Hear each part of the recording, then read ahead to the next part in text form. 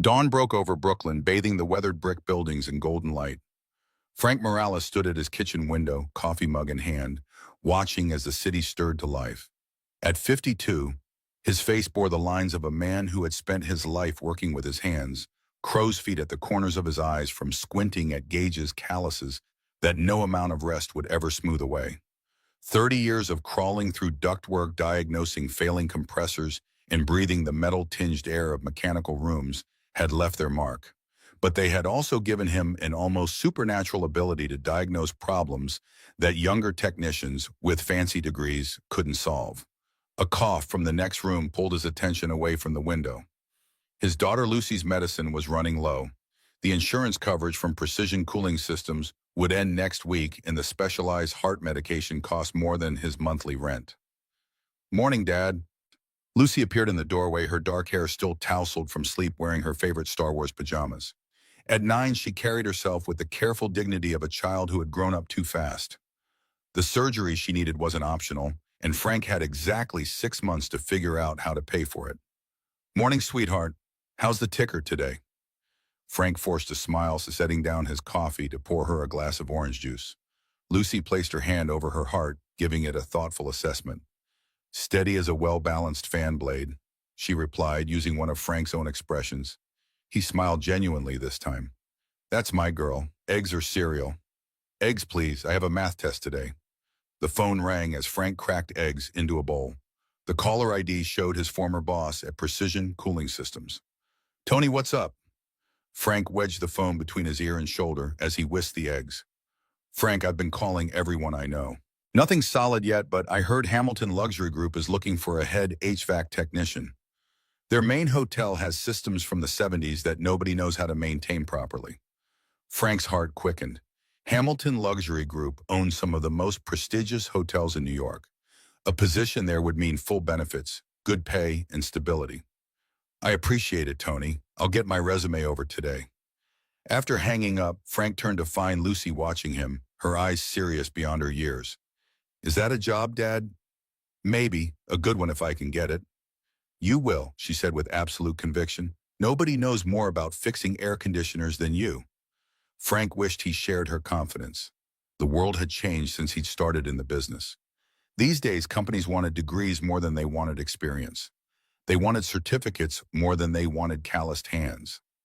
After dropping Lucy at school, Frank returned to their small apartment to update his resume. The worn toolbox in the corner of the living room held instruments he'd collected over decades, specialized gauges, custom-made tools equipment that told stories of countless repairs. A knock at the door interrupted his work.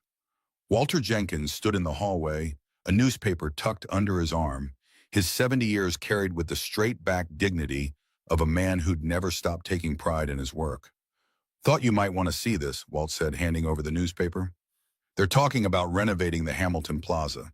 Says here the original systems are giving them trouble." Frank studied the article while Walt made himself at home pouring a cup of coffee. "Those old carrier systems are beauties," Walt said, settling into the armchair that had become his spot during their regular visits. "Installed them myself back in '79. The main chillers are in the sub-basement, 3 stories below the street. Had to bring them in piece by piece through the old service tunnels." Frank looked up from the paper. "You worked on the Hamilton Plaza," Walt smiled, memories dancing behind his eyes. "For 7 years. Charles Hamilton himself used to come down to the mechanical rooms.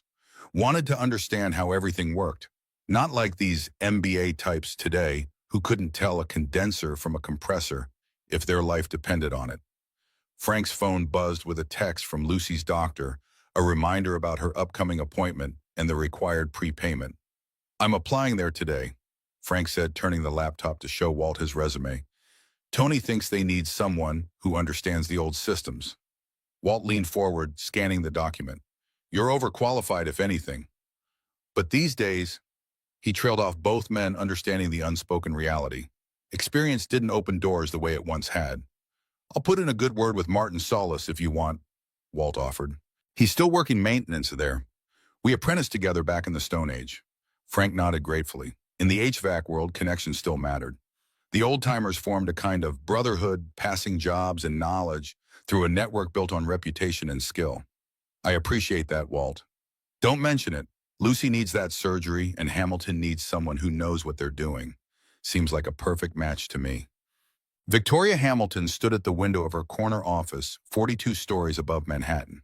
The Hamilton Plaza dominated the view, the crown jewel of her family's empire, a limestone and brass Art Deco masterpiece that had defined luxury hospitality since her grandfather broke ground in 1928. At 42, Victoria carried herself with the poised confidence that came from a lifetime of privilege tempered by the relentless pressure of being the first woman to lead the Hamilton Luxury Group. Her father's portrait hung on the wall behind her desk, his stern expression a constant reminder of expectations. The board meeting starts in 15 minutes, Patricia, her assistant, announced from the doorway. And HR sent up these applications for the head HVAC position. Victoria took the folder, leafing through resumes as she walked toward the conference room. Most were from young engineers with impressive degrees, but minimal hands-on experience. Then she paused on Frank Morales' application. 30 years of experience, no college degree, a recommendation letter from his previous employer that described him as the most knowledgeable refrigeration technician I've ever worked with. She set his resume aside.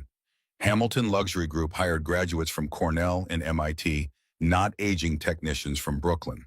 The company's reputation depended on having the right people with the right credentials. The boardroom was already filling with members when Victoria arrived. Lawrence Edwards, the 75-year-old chairman, beckoned her over before she could take her seat. "Victoria, my dear, I've been reviewing the mechanical assessment for the plaza. The consultants are recommending a complete system overhaul. $5 million minimum." Victoria frowned. "That's nearly double what we budgeted." "Modern systems require modern investments," Lawrence replied. "And with the Global Economic Summit coming up, we can't risk any problems." Imagine the headlines if the cooling fails while the Secretary of the Treasury is giving her keynote. Victoria knew he was right, but something about spending millions to replace systems that had functioned reliably for decades felt wasteful. Her father had always emphasized stewardship over replacement, maintaining what worked rather than chasing the newest technology. "I'll review the report again," she promised, taking her seat as the meeting came to order. 2 hours later, Victoria returned to her office, the weight of leadership heavy on her shoulders. The board wanted immediate action on the plaza's mechanical systems, but they balked at the cost. It was her job to find a solution that satisfied everyone. She picked up Frank Morales' resume again, studying it more carefully. His experience aligned perfectly with the plaza's systems. He had spent years working with the exact models installed in the hotel's subterranean mechanical rooms. Patricia appeared in the doorway. "HR needs a decision on the HVAC candidates. They want to schedule interviews for next week." Victoria considered the resume in her hand, then set it aside. "Tell them I'll review the top 3 candidates from the engineering programs, the ones with advanced degrees." "Not this one?" Patricia asked, noticing Frank's resume. "No, he's not what we're looking for." Patricia nodded and left.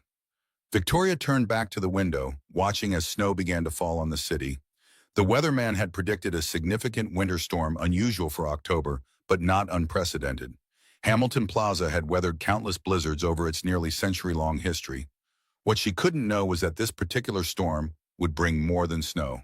It would bring a life-changing encounter with the man whose resume she had just rejected. The snow was falling steadily by the time Frank finished his last service call of the day. A stubborn refrigeration unit at a restaurant in Midtown had taken longer than expected to repair, and now he faced a challenging commute back to Brooklyn. He pulled his worn work jacket tighter against the wind as he walked toward the subway entrance. The Hamilton Plaza loomed ahead, its Art Deco spire disappearing into the low clouds. Frank paused, studying the building with professional interest. Through the revolving doors, he could see the opulent lobby, crystal chandeliers, marble floors, staff in crisp uniforms attending to guests who paid more for one night than Frank earned in a week. It was another world separated from his by more than just revolving doors. Movement on the roof caught his eye. Maintenance workers were securing equipment against the strengthening storm. It was sensible preparation. High winds could damage rooftop condensers, and replacement parts for units that old would be nearly impossible to find. What the workers hadn't noticed, what nobody had noticed, was the ice. The unusually cold October had created perfect conditions for ice formation along the north face of the building. Frank's experienced eye spotted a massive buildup on a decorative cornice directly above the main entrance. The vibration from passing traffic had already created hairline fractures at its base. Frank assessed the situation with the calm calculation of someone who had spent his life identifying and solving mechanical problems. The ice formation was too large and unstable to ignore. If it broke free, it would cause serious injury to anyone below. He looked for security personnel, but saw only doormen focused on assisting guests into waiting taxis. The maintenance crew on the roof was too far away to hear a shouted warning. Frank pulled out his phone, intending to call the hotel's main number, but hesitated. What would he say? That he was an unemployed HVAC technician who had spotted a potential hazard? Would anyone take him seriously? A sharp cracking sound cut through the noise of the storm. Frank looked up to see the ice formation shift, slightly separating from the building by a fraction of an inch. It wouldn't hold much longer. He started toward the main entrance, thinking he could alert the doorman, when the hotel's revolving door turned and a woman emerged. She moved with the confident stride of someone accustomed to command, her dark hair pulled back in an elegant twist, her wool coat probably worth more than Frank's monthly rent. She was also walking directly beneath the unstable ice formation. Frank opened his mouth to shout a warning, but a gust of wind carried his words away. The woman paused beneath the cornice, checking something on her phone. Above her, with a sound like breaking glass, the ice finally gave way. Frank didn't think. He dropped his toolbox and sprinted toward her, his work boots slipping slightly on the wet pavement. The woman looked up at the sound of his approach, her eyes widening in alarm as this stranger in work clothes charged toward her. He hit her with a controlled tackle, wrapping his arms around her waist and carrying them both clear of the entrance. They tumbled onto the sidewalk just as the ice mass crashed down exactly where she had been standing, shattering into hundreds of razor-sharp fragments. The impact knocked the wind from Frank's lungs. He felt a sharp pain in his side, probably a bruised rib. The woman lay beside him, stunned but apparently uninjured. "Are you hurt?" Frank asked, helping her sit up.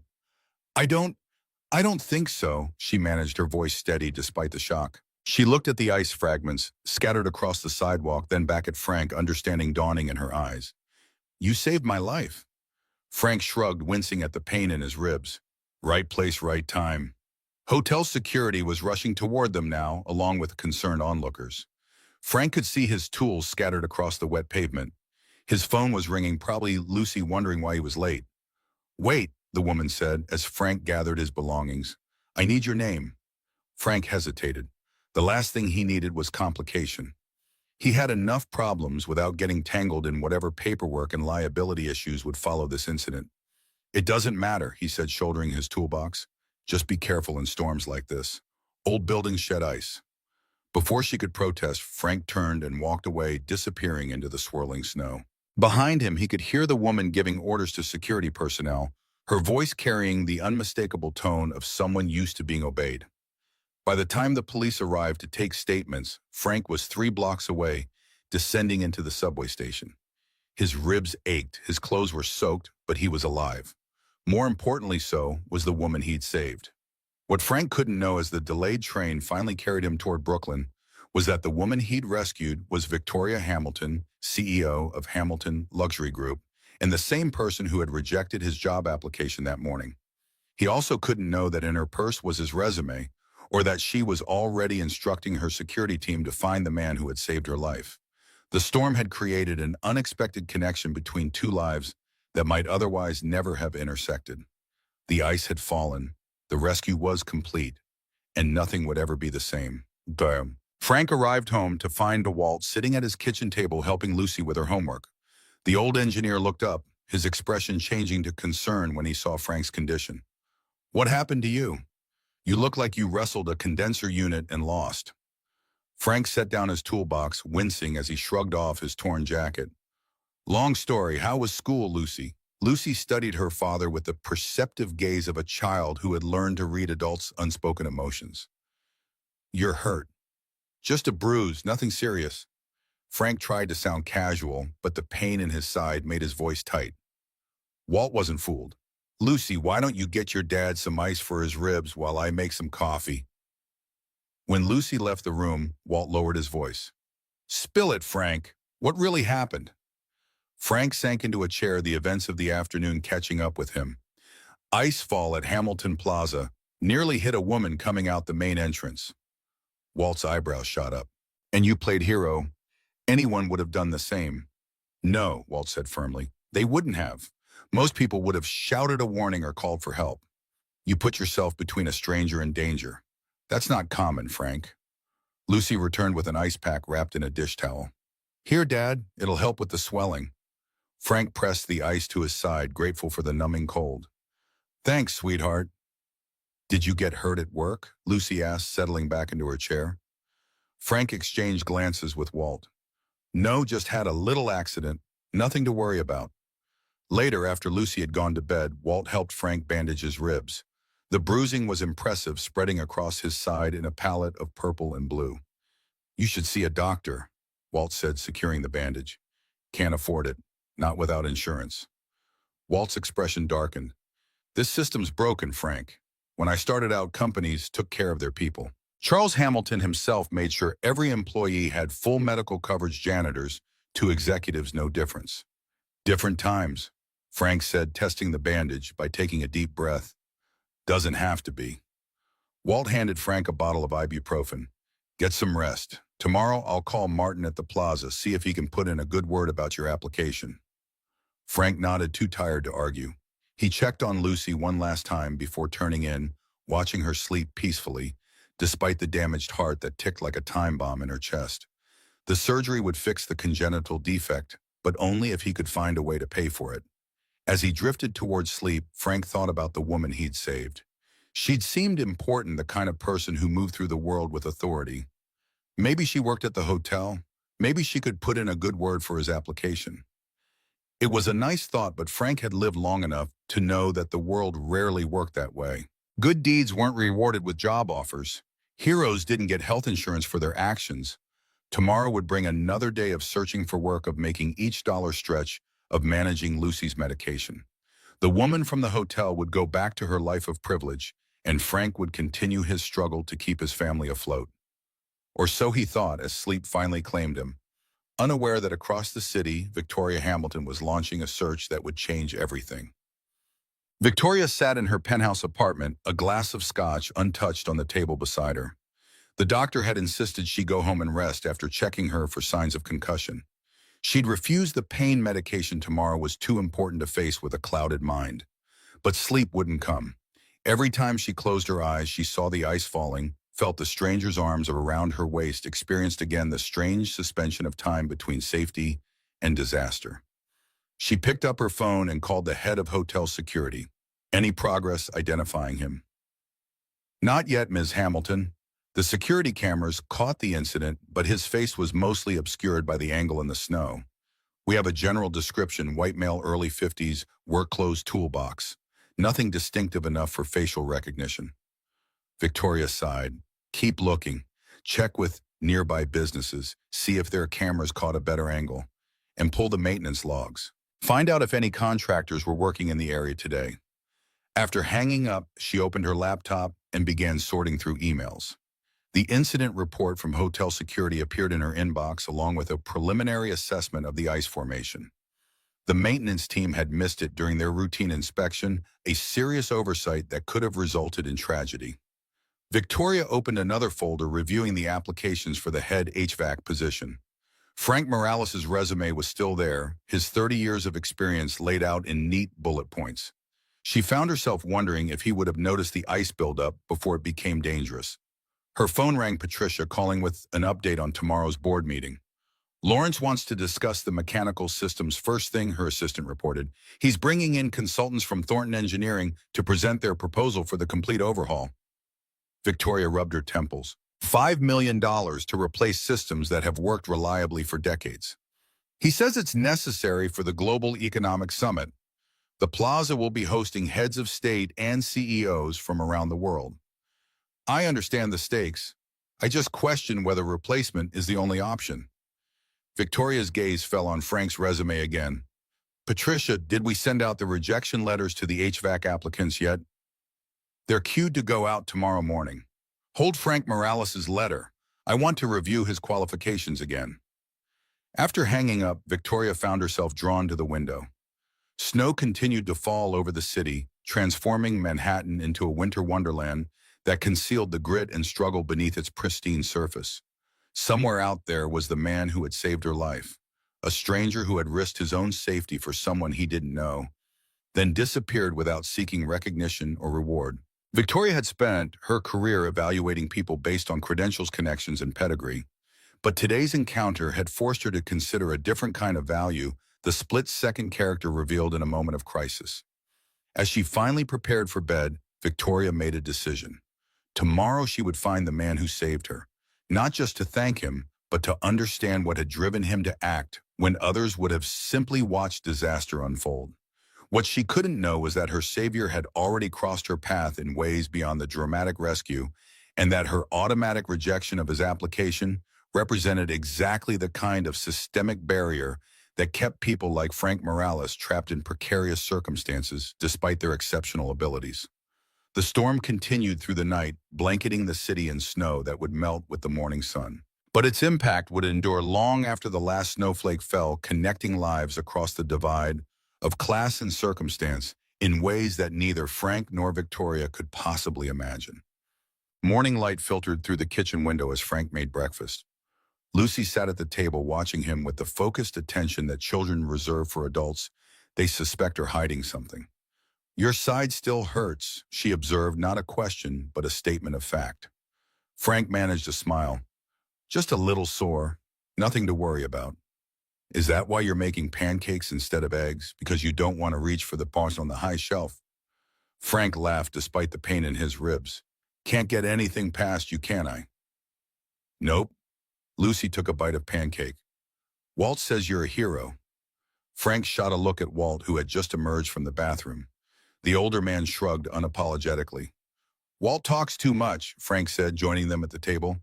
"And I'm no hero. I just happened to be in the right place at the right time." "Heroes always say that," Lucy declared with the absolute certainty of childhood. "In the movies, they always pretend they're not special." Walt chuckled. "She's got you there, Frank." Frank's phone buzzed an email notification. He pulled it out, expecting another rejection letter from one of the many companies where he'd applied. Instead, it was from Hamilton Luxury Group. His heart raced as he opened it, hope rising despite his best efforts to stay realistic. Then he read the first line. "Thank you for your interest in employment opportunities with Hamilton Luxury Group. After careful consideration of your qualifications, we have decided to pursue candidates whose experience more closely aligns with our current needs." The familiar language of rejection. Frank set the phone down, disappointment settling in his stomach like a lead weight. "Another no?" Walt asked quietly. Frank nodded. "Hamilton, they're going with someone who has more closely aligned experience, whatever that means." "Their loss," Walt said firmly. "Any company that can't recognize what you bring to the table doesn't deserve you anyway." Lucy looked between them, sensing the shift in mood. "Is that the fancy hotel, the one where you fixed things yesterday?" "I didn't fix anything there, sweetheart. Just walk past it." Lucy's eyes narrowed slightly, not believing him, but choosing not to press. "Can I take my medicine now? I want to get to school early to study with Zoe." Frank helped Lucy with her heart medication, carefully measuring the dose that kept her condition stable until the surgery could provide a permanent solution. The bottle was half empty. 2 weeks of doses remained before he'd need to refill it at 400 he didn't have. After seeing Lucy off to school, Frank settled at the kitchen table with his laptop, searching for new job postings. Walt remained nursing a cup of coffee and reading the morning paper. "Listen to this," Walt said, folding the paper to an inside article. "Hamilton Plaza CEO has narrow escape. There's a picture." Frank looked up sharply. "What?" Walt turned the paper around, revealing a photograph of the aftermath of yesterday's icefall. In the background, partially obscured by security personnel, was the woman Frank had saved. Now, in the clear light of day, he could see her features properly for the first time. "Victoria Hamilton," Walt read from the caption, "CEO of Hamilton Luxury Group, narrowly escaped injury when ice fell from the plaza facade. An unidentified man pulled her to safety before disappearing into the storm." Frank stared at the photograph, the pieces clicking into place. The woman he'd saved was the head of the company that had just rejected his application. The universe had a twisted sense of humor. "That's who you saved?" Walt asked, studying Frank's expression. "Apparently." "Well, I'll be damned." Walt set down the paper, a slow smile spreading across his weathered face. Frank Morales, do you have any idea what this means? It means I saved someone who wouldn't hire me if I was the last HVAC tech on Earth. Walt shook his head. It means you've got leverage. It means the universe just handed you an opportunity. Frank frowned. What are you talking about? I'm talking about reaching out to her, letting her know that the man who saved her life is the same man her company deemed unqualified. That's not how I operate, Walt. I don't use good deeds to manipulate people. Walt leaned forward, his expression earnest. It's not manipulation to point out irony, Frank. It's not manipulation to ask someone to reconsider a decision when new information comes to light. Frank's phone rang before he could respond. An unknown number with a Manhattan area code. He answered cautiously. Is this Frank Morales? A woman's voice asked. Yes, who's calling? My name is Patricia Winters, executive assistant to Victoria Hamilton at Hamilton Luxury Group.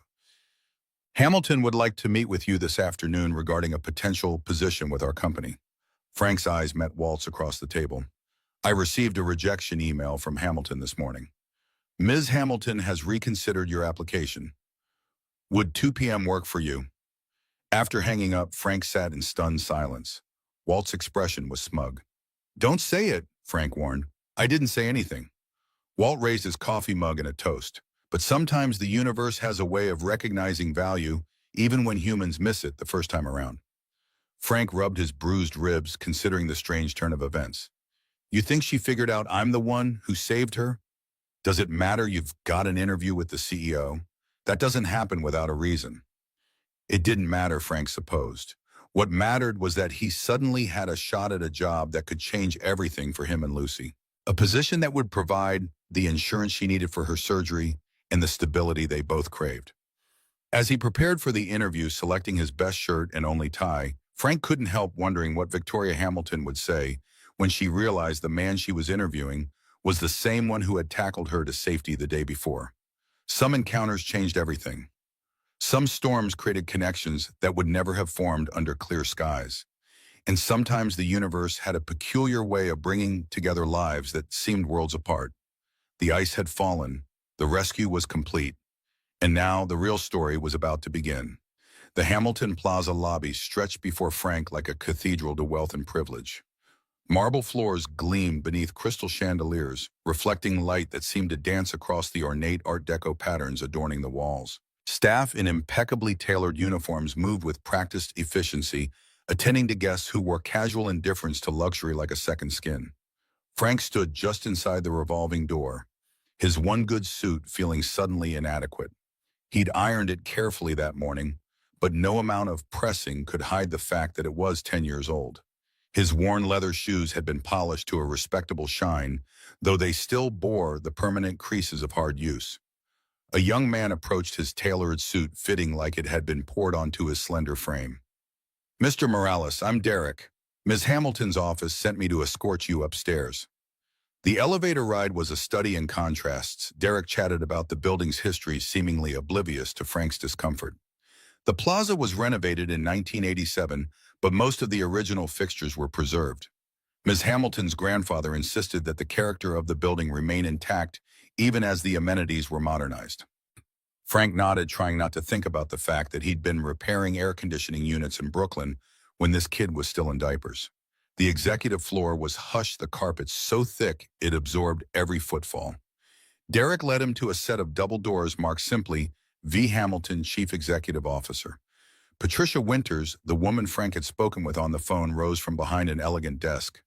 Mr. Morales, welcome to Hamilton Luxury Group. Ms. Hamilton is expecting you. The CEO's office was larger than Frank's entire apartment.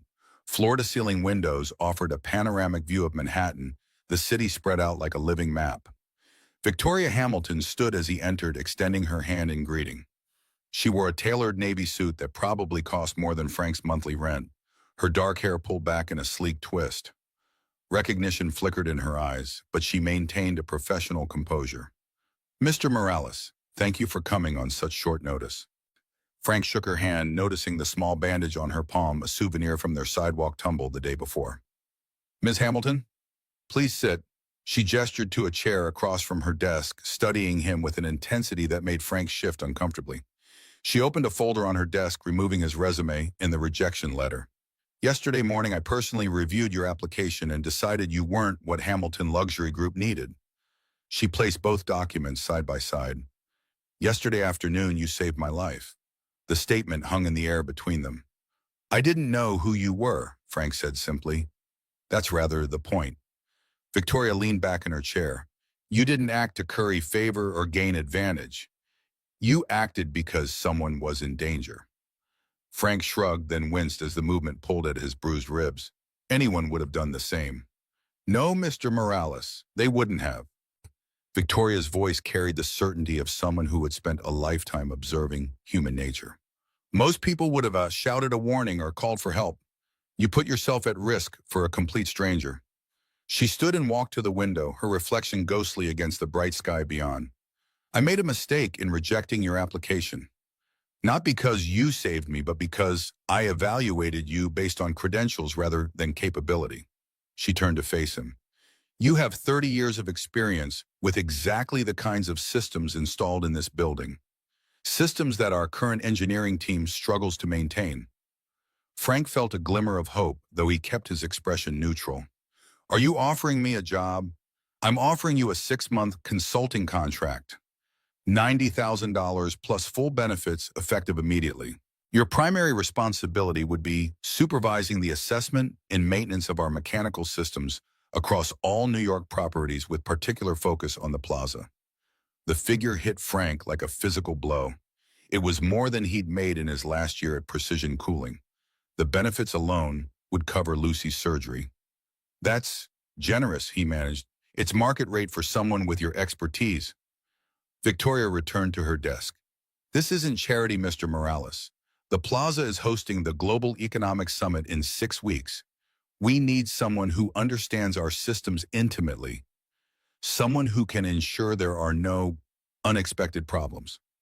Frank studied her face, looking for signs of pity or obligation. What he saw instead was something unexpected: respect. When can you start? She asked. Tomorrow, Frank replied without hesitation. Victoria smiled for the first time since he'd entered her office. It transformed her face, softening the corporate mask to reveal something warmer and more human.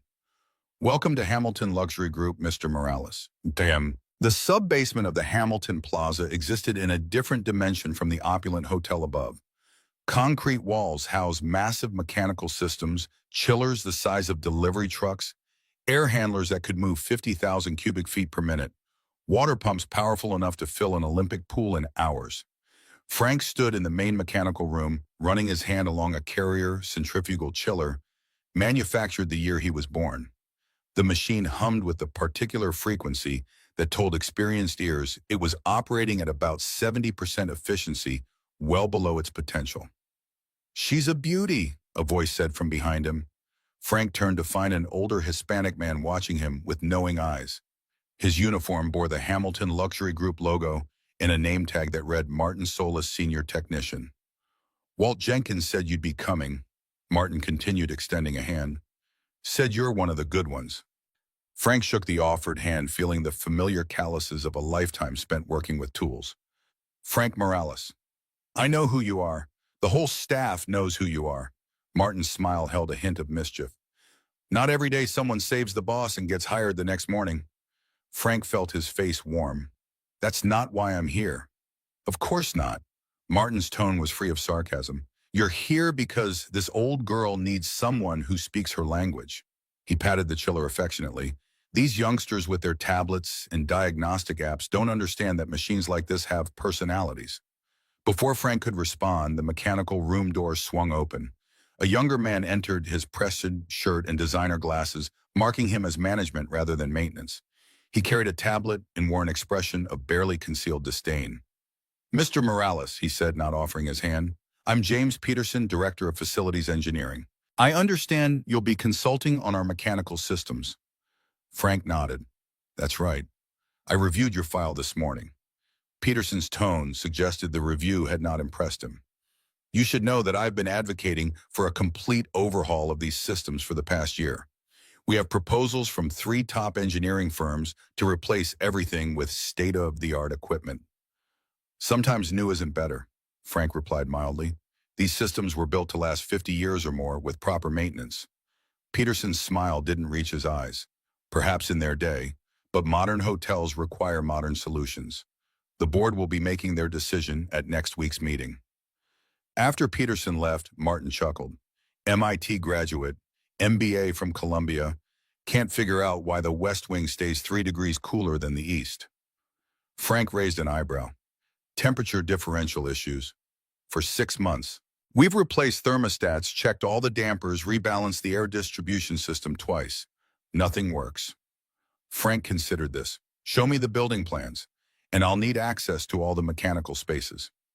Over the next 3 hours, Frank immersed himself in the plaza's systems, moving through mechanical rooms and maintenance corridors that guests never saw. The hotel was a marvel of engineering, 8 separate HVAC zones, each with primary and backup systems, all designed to maintain perfect comfort regardless of outside conditions. The temperature differential problem nagged at him. Modern buildings rarely suffered from such issues unless there was a fundamental design flaw or equipment failure. But the plaza had been maintaining consistent temperatures for decades. Something had changed. By mid-afternoon, Frank had developed a theory. He found Martin in the control room monitoring system parameters on screens that had been retrofitted into the original control panels. When did the West Wing problem start? Frank asked. Last spring, right after we renovated the executive suites on floors 30 through 34. Frank nodded, pieces falling into place. And what did the renovation include? New fixtures, updated bathrooms, smart room controls. Martin trailed off, his eyes widening with sudden understanding. The smart thermostats. They're overriding the building management system. Exactly. Frank pulled up the building plans on a computer. The original system was designed to balance temperatures across zones, but the smart thermostats are making independent adjustments, fighting against the central controls. Martin shook his head, annoyed with himself for missing something so fundamental. We can recalibrate the smart system to work with the building controls instead of against them. It should take about a day to reprogram everything. Temperature difference will disappear immediately. The older technician grinned. 6 months of headaches solved in 3 hours. Wait until Peterson hears that his $1 million proposal to replace all the ductwork was unnecessary. Frank shrugged. It's not about new versus old. It's about understanding how systems interact. By the time Frank headed home that evening, he'd identified 6 other issues that had been plaguing the plaza's systems, all fixable without major replacements. The consulting contract was looking better by the hour. Not only would it provide the money Lucy needed for her surgery, but the work itself was exactly the kind of challenge Frank had been missing. As he waited for the subway, his phone buzzed with a text from Victoria Hamilton. Heard you solved the West Wing temperature issue. Impressive first day. Frank stared at the message, unsure how to respond to a CEO who texted employees directly. Finally, he typed, "Just doing my job." The response came immediately. That's exactly why I hired you. Lucy's eyes widened as Frank explained his new position. They sat at their small kitchen table, Chinese takeout between them, a rare treat to celebrate.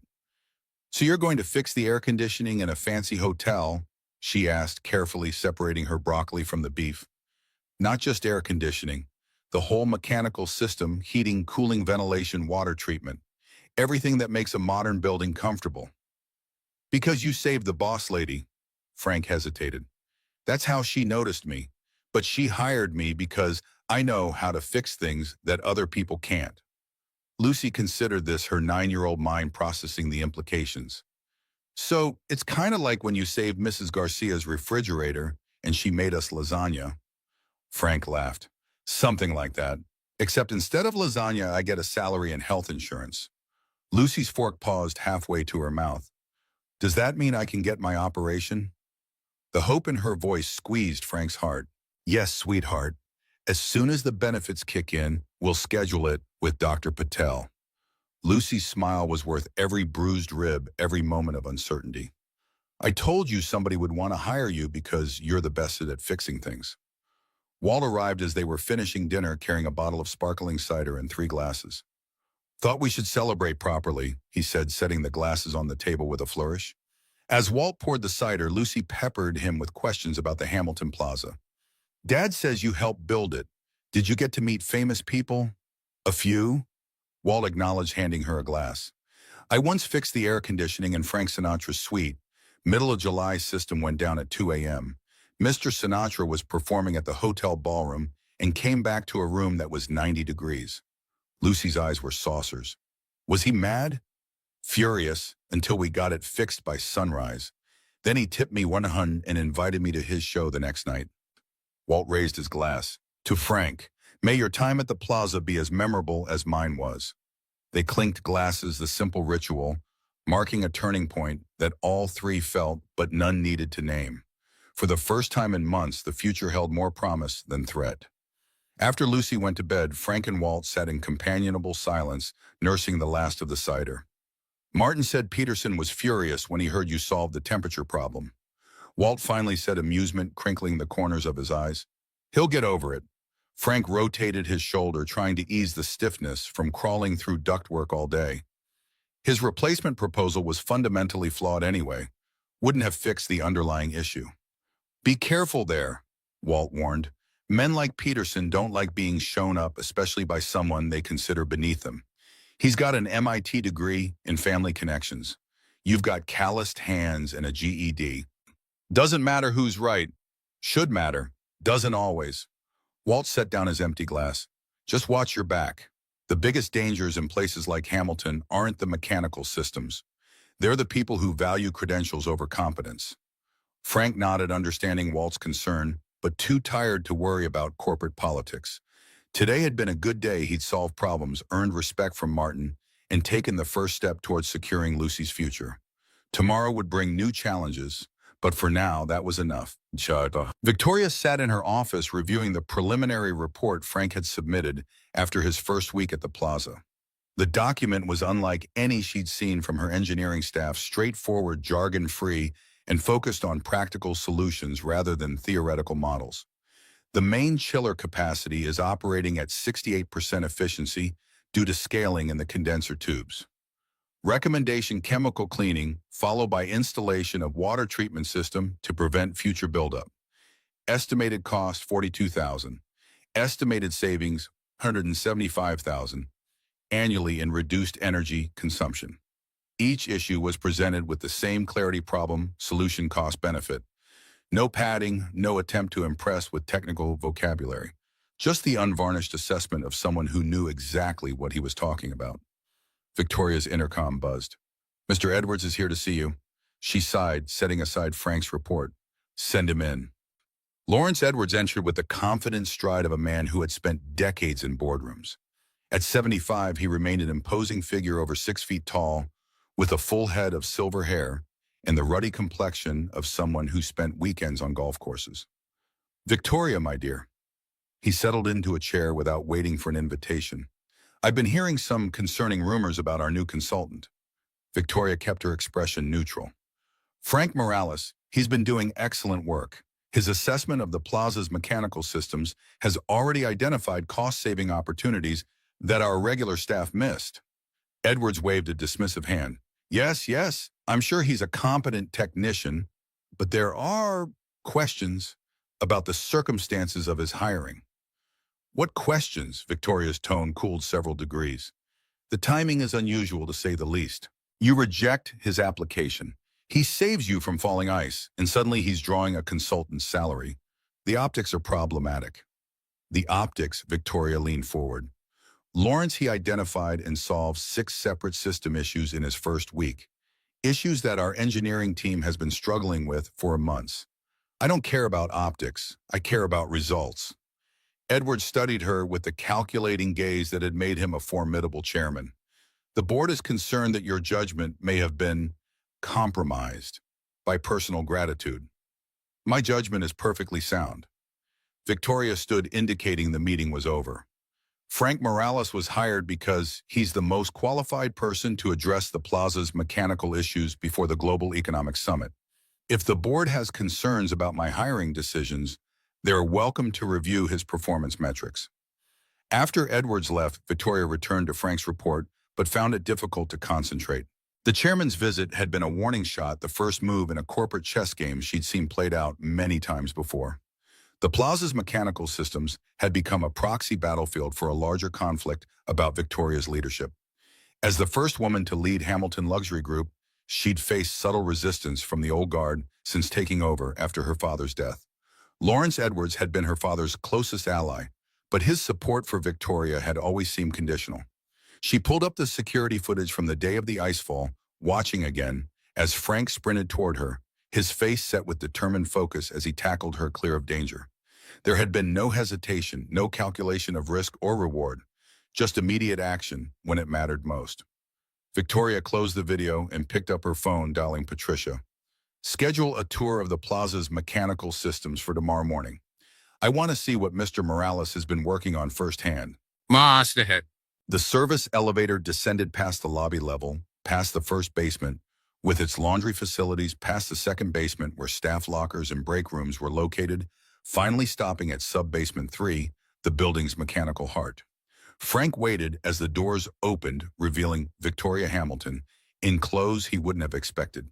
Dark slacks, a simple blouse, and flat shoes that wouldn't be damaged by mechanical room grime. "Ms. Hamilton," he greeted her, surprise evident in his voice. "Mr. Morales, I hope I'm not interrupting your work." "Not at all, just didn't expect to see the CEO down here." Victoria stepped into the corridor, her eyes adjusting to the industrial lighting.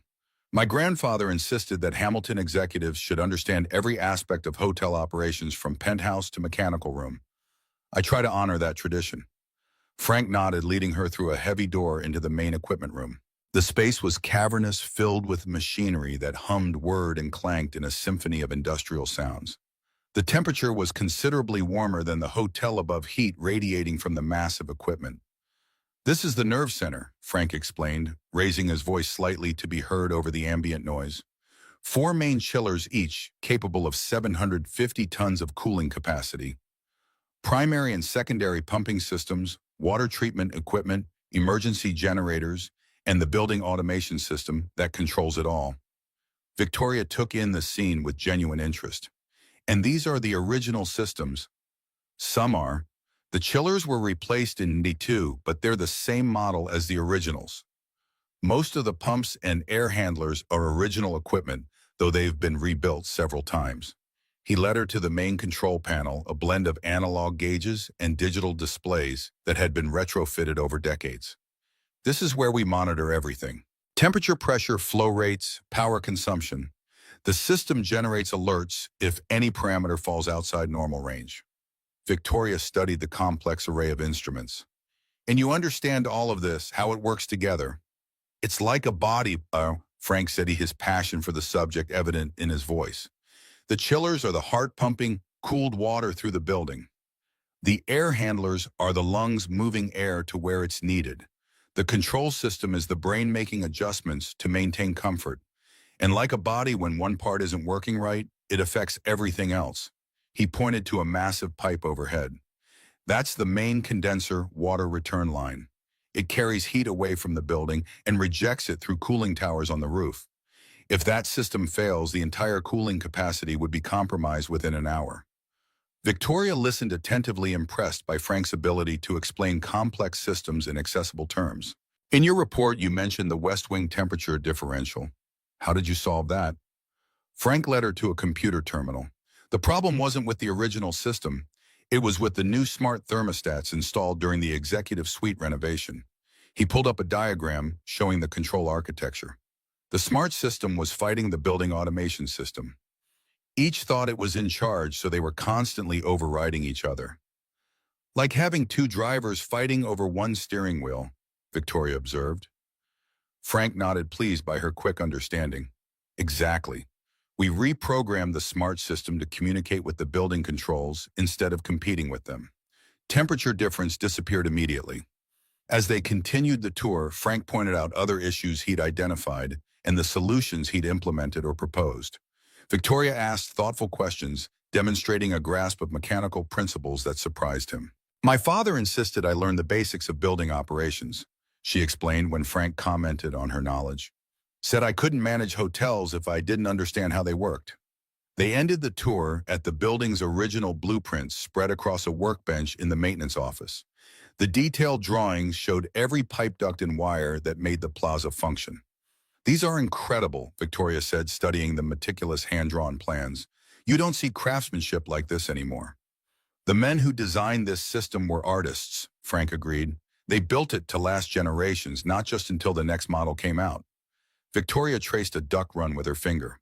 Like the plaza itself, my grandfather believed in building for posterity, not just profit. Their eyes met across the blueprints, a moment of shared appreciation for something built with care and integrity. Then Victoria straightened, resuming her professional demeanor. Thank you for the tour, Mr. Morales. It's been educational. Frank, he said impulsively. Everyone calls me Frank. She smiled, the expression warming her face. Frank, then. And I'm Victoria to my team. As she turned to leave, Frank called after her. If you're interested, we're testing the repaired ice machine in the north kitchen tomorrow. Might be worth seeing since it supplies all the restaurants. Victoria paused at the door.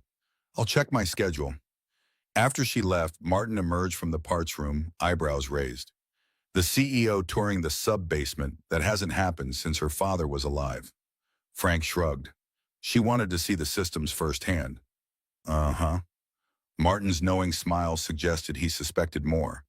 And I'm sure it had nothing to do with the fact that you're the first person to treat her like an engineer instead of just a rich man's daughter.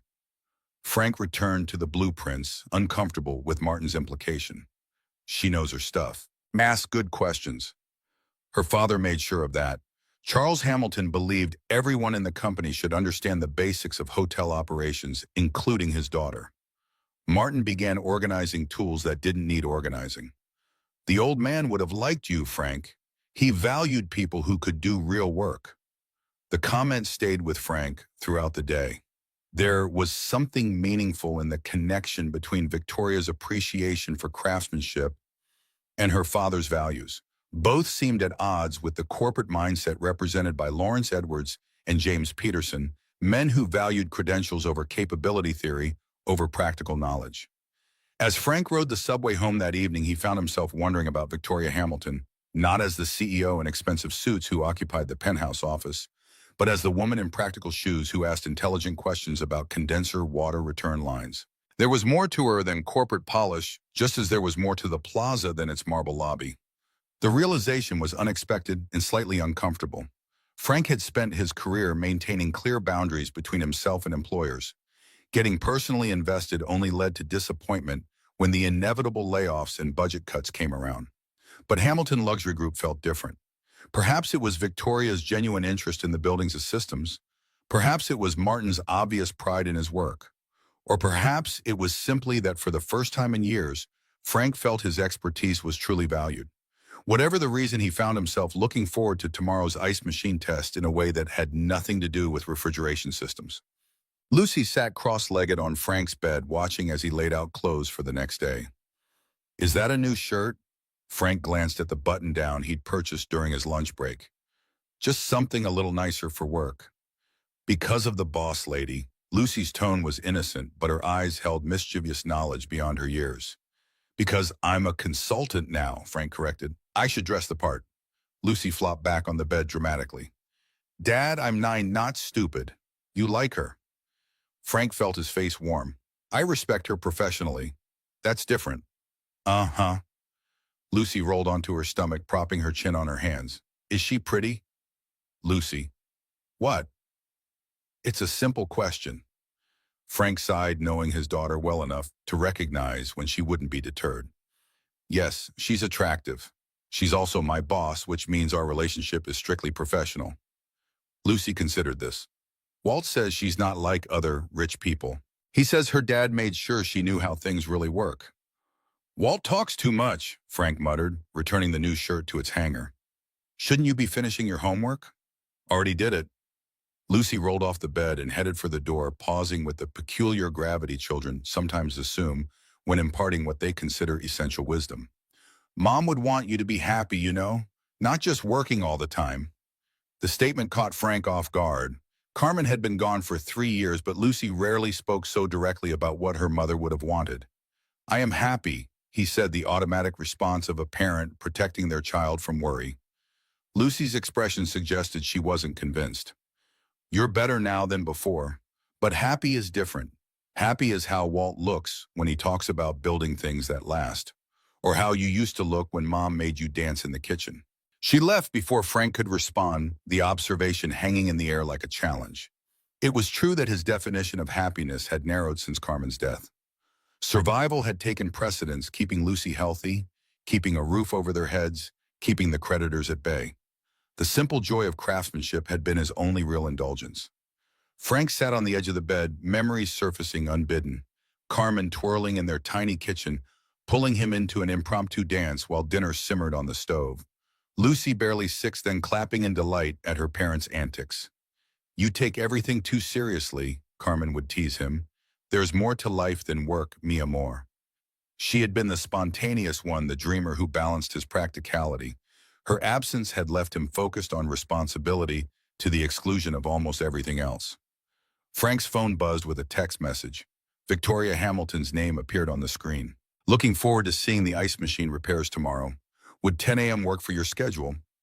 Frank stared at the message, a strange lightness in his chest that he hadn't felt in years. Not happiness exactly, but perhaps a glimpse of what Lucy had been trying to describe, a moment when work wasn't just about survival, but about shared appreciation for something done well. He typed his reply, "10 a.m. works perfectly. We'll demonstrate the full cycle from maintenance to production." The response came immediately. "Excellent. Looking forward to it." Frank set down the phone, a small smile playing at the corners of his mouth. Perhaps Lucy was more perceptive than he'd given her credit for. Perhaps there was something to be said for finding joy in unexpected places, even in the restoration of an industrial ice machine in a luxury hotel's kitchen. For the first time in longer than he could remember, Frank found himself anticipating the next day with something more than dutiful responsibility. It was a feeling he'd almost forgotten, the simple pleasure of sharing expertise with someone who genuinely appreciated it. That wasn't happiness, he told himself firmly. It was professional satisfaction, nothing more. But as he prepared for bed, Frank couldn't help wondering if Carmen would have seen right through his rationalization just as Lucy had. Some things, it seemed, couldn't be fixed with tools and technical knowledge. Some things required a different kind of expertise altogether. The Wall Street Journal headline caught Victoria's eye as she reviewed her morning media briefing. "Hamilton Plaza mechanical overhaul, delayed cost-cutting or common sense." The article detailed the board's decision to postpone the $5 million system replacement in favor of targeted repairs and upgrades. It quoted anonymous sources who attributed the change to Victoria's unconventional hiring of a non-degreed consultant with personal connections to the CEO. Victoria set down her tablet, a familiar tension gathering between her shoulders. The anonymous sources could only be board members or senior staff, most likely Lawrence Edwards or James Peterson, neither of whom had accepted her decision to follow Frank's recommendations. Patricia entered with the day's schedule.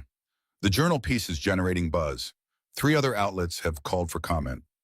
Prepare a statement emphasizing the cost savings and efficiency improvements. Frame it as responsible stewardship of company resources.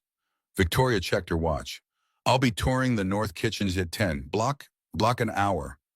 The North Kitchen, Patricia's confusion was evident. "Is there an issue with the renovation timeline?" "No, I'm observing the repairs to the main ice machine." Patricia's eyebrows rose slightly, but she made the notation without comment. After 20 years as Victoria's assistant, she knew when not to ask questions. After Patricia left, Victoria returned to the journal article, reading between the lines.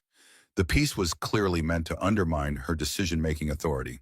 By framing the system repairs as cost-cutting rather than sensible maintenance, it suggested she was prioritizing short-term savings over long-term investment, a cardinal sin in luxury hospitality. The insinuation about personal connections was more troubling. It implied her hiring of Frank was based on gratitude rather than merit, a narrative that could damage both their professional reputations. Victoria's phone buzzed with a text from her brother Alexander, who managed Hamilton's European properties from London. "Saw the journal piece. Edwards making trouble again." Victoria sighed. Alex had never trusted Lawrence Edwards even when their father was alive. "Probably nothing I can't handle.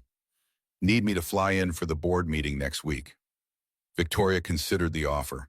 Having her brother's support would strengthen her position, but it might also signal weakness, that she needed family backing to maintain control. "Not necessary. Focus on the Paris renovation. I'll manage things here."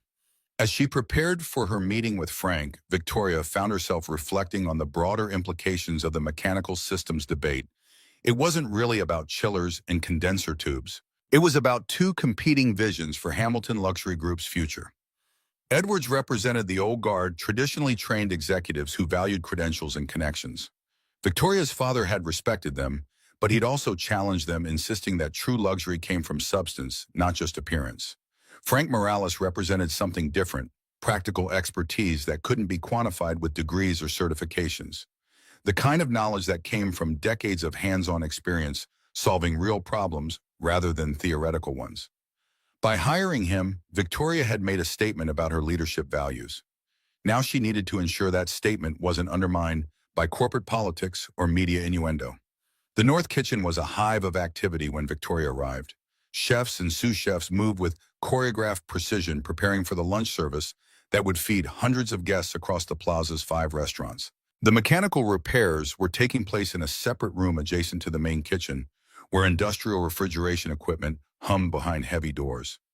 Frank was already there, dressed in a new button-down shirt that she couldn't help but notice fit him better than his usual work clothes.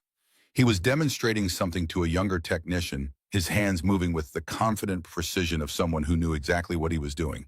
He looked up as she entered, a smile warming his face. "Right on time. We're just finishing the final adjustments."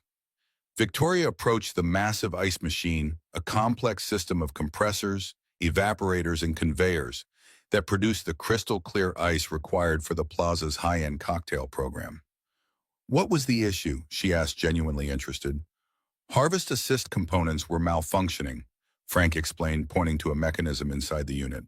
The system wasn't releasing ice properly from the evaporator plate, causing uneven production and excessive energy consumption. He demonstrated the repair, explaining each component's function in terms Victoria could easily understand. There was no condescension in his explanation, no assumption that she couldn't grasp technical details. He simply shared his knowledge as one professional to another. "We've also upgraded the water filtration system," Frank continued, showing her a new component. "The old filters weren't removing mineral deposits effectively, which affected ice clarity and taste." "Taste?" Victoria raised an eyebrow. "Ice absorbs flavors and odors. In high-end cocktails, that matters. Your bartenders were compensating by using more alcohol to mask the off flavors." Victoria was impressed by this attention to detail. Most engineers focus solely on mechanical function, not on how equipment performance affected the guest experience. "How long before we see results?" "The machine's producing clear ice already."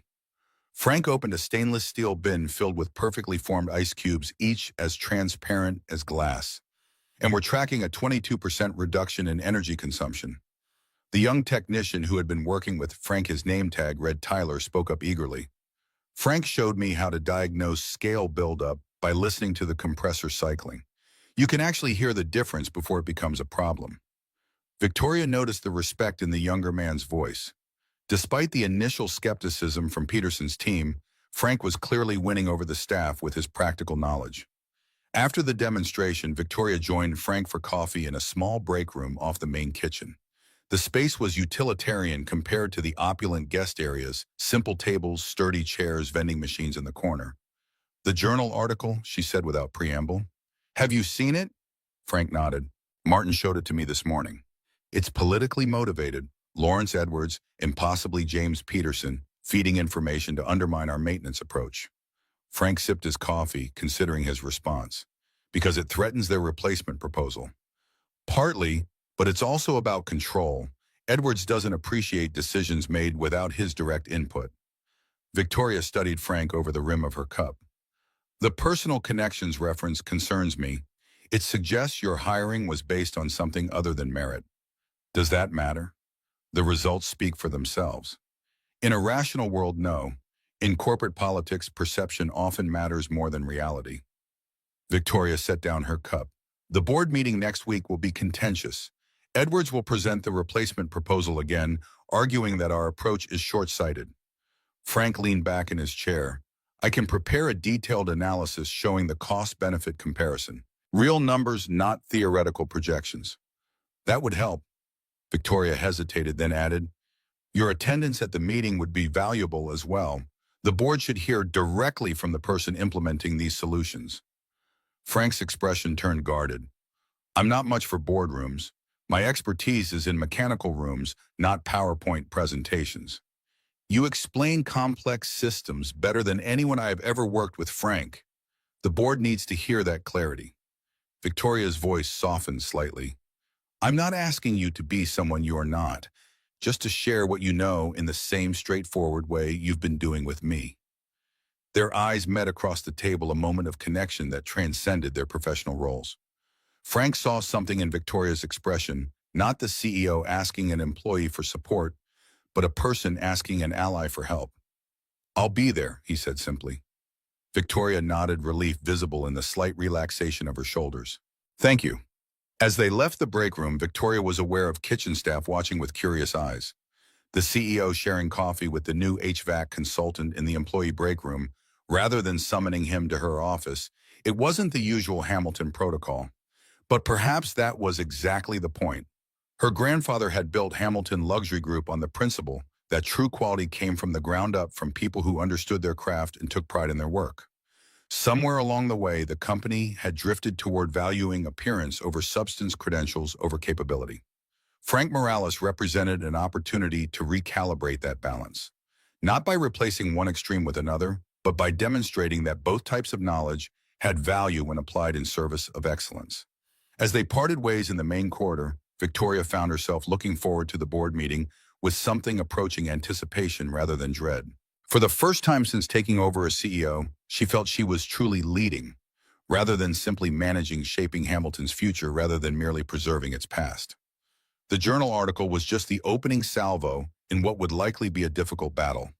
But with Frank's practical expertise supporting her strategic vision, Victoria felt confident they could prevail against whatever Edwards and his allies might throw at them. What she couldn't know was that across the city, forces were already gathering that would test not just their professional alliance, but their personal character in ways neither of them could anticipate. The New York Business Chronicle office hummed with the energy of an approaching deadline. Reporters hunched over keyboards, editors barked instructions, and the constant ping of news alerts provided a digital backbeat to the controlled chaos. Rebecca Chen, the Chronicle's hospitality industry reporter, was reviewing the Wall Street Journal piece on Hamilton Luxury Group when her phone rang. Chen speaking? Rebecca, it's James Peterson from Hamilton Plaza. The voice was hushed, as if the caller feared being overheard. Got a minute to talk off the record? Rebecca reached for her notebook. Always. What's up? That maintenance consultant story is bigger than the Journal realizes. Victoria Hamilton hired a guy with zero formal education or certifications, and now she's letting him make decisions about million-dollar systems. The Journal mentioned cost-cutting. It's not about cost, Peterson interrupted. It's about Victoria's judgment being compromised. This guy, Frank Morales, he literally tackled her out of the way of falling ice last month. Next day, she creates a $90,000 consulting position for him that wasn't even in the budget. Rebecca's journalistic instincts sharpened. Are you suggesting impropriety? I'm suggesting her personal feelings are overriding her professional judgment. The board is concerned, especially with the Global Economic Summit coming up. These systems are critical infrastructure. If they fail during the summit because some unqualified handyman made the wrong call, do you have documentation, emails, meeting minutes, anything concrete? I'll send what I can, but you should talk to Lawrence Edwards. As board chairman, he's been trying to address this through proper channels, but Victoria won't listen. After hanging up, Rebecca leaned back in her chair, considering the implications. Hamilton Luxury Group was one of New York's most prestigious hospitality companies. Victoria Hamilton was the first female CEO of a major luxury hotel chain. A story suggesting she'd compromised professional standards for personal reasons would be explosive. But Peterson clearly had an agenda. Rebecca would need corroboration and documentation before moving forward. She opened a new document and began typing notes for a potential investigative piece. Hamilton Luxury Group Crisis of Leadership or Return to Roots. Across town, Lawrence Edwards sat in his Upper East Side penthouse reviewing the same Wall Street Journal article with a different perspective. His phone buzzed with a text from Peterson. Spoke with Chen at the Chronicle. She's interested. Edwards smiled thinly.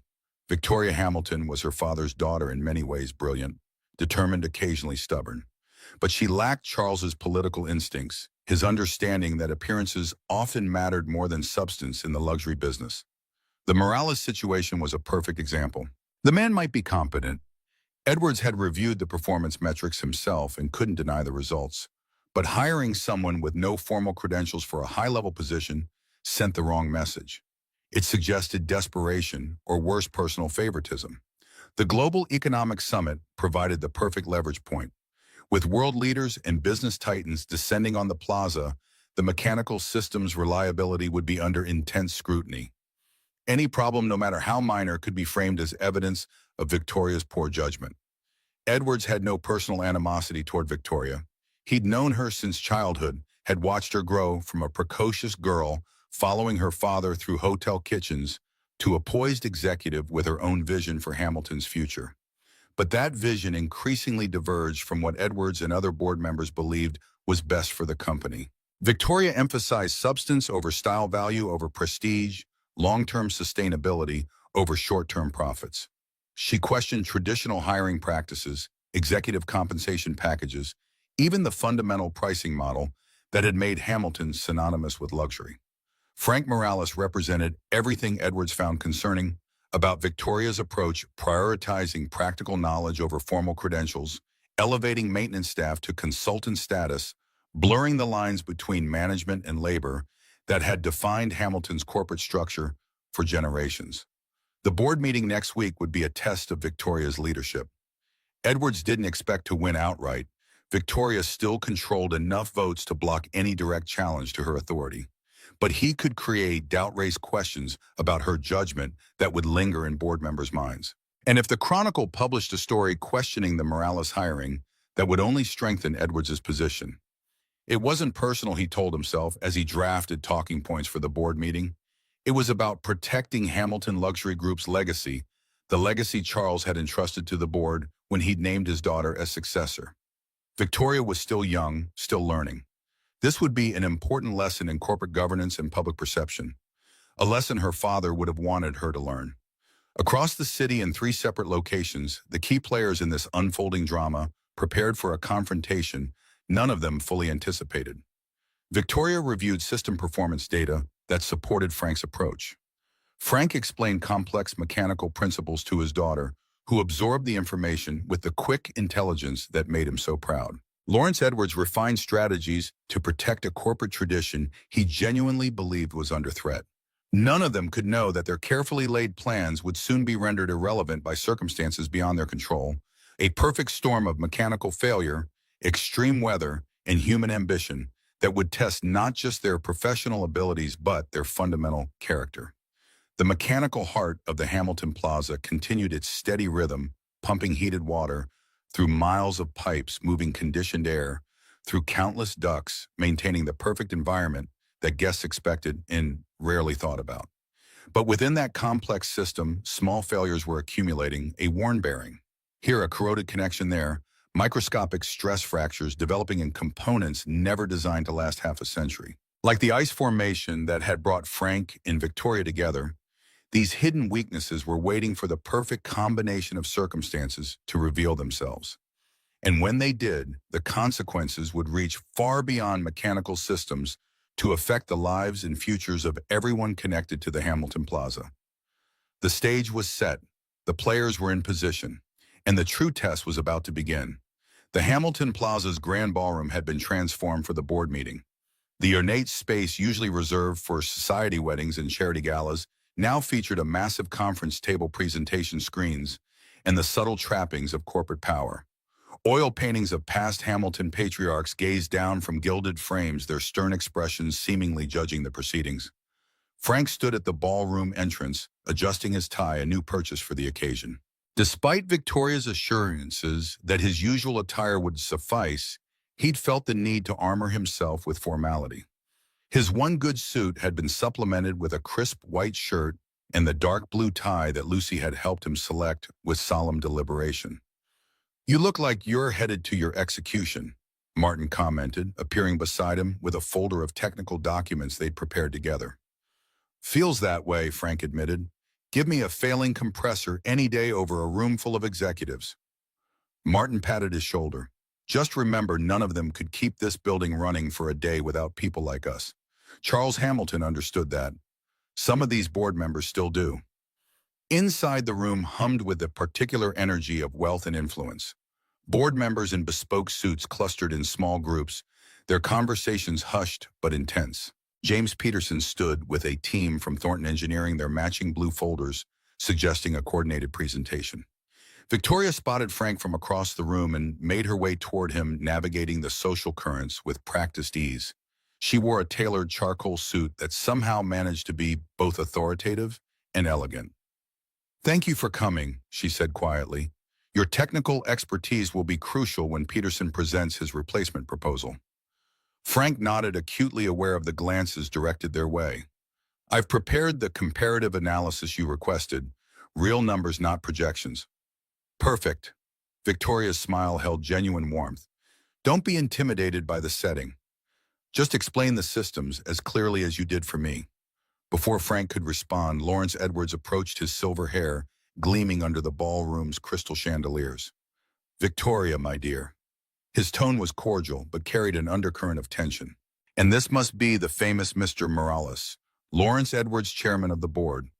Frank shook the offered hand, noting the smooth palm that had never known calluses. "Mr. Edwards, I've been reviewing your performance metrics." Edwards' smile didn't reach his eyes. "Quite impressive for someone with your background." The emphasis on the last word made its meaning clear. Frank had encountered this particular brand of condescension throughout his career, the implicit suggestion that practical expertise was somehow less valuable than academic credentials. "Frank's background is precisely what makes him valuable," Victoria interjected smoothly. 30 years of hands-on experience with exactly the systems we're discussing today. Edwards inclined his head slightly. "Indeed. Well, shall we begin? We have much to cover." The board meeting proceeded with the formal rhythm of corporate ritual. Financial reports were presented, marketing strategies discussed, expansion plans debated. Frank sat quietly beside Victoria, absorbing the proceedings with the same focused attention he brought to diagnosing mechanical problems. Finally, Edwards turned to the agenda item that had brought Frank to the ballroom. "Now, regarding the plaza's mechanical systems, we have two competing proposals to consider." He nodded to Peterson. "James, please present the Thornton Engineering recommendation." Peterson moved to the presentation screen with confident strides. His slides were polished, filled with impressive graphics and authoritative-sounding terminology. "The plaza's mechanical infrastructure has reached end-of-life status." He began displaying a chart with steeply declining efficiency projections.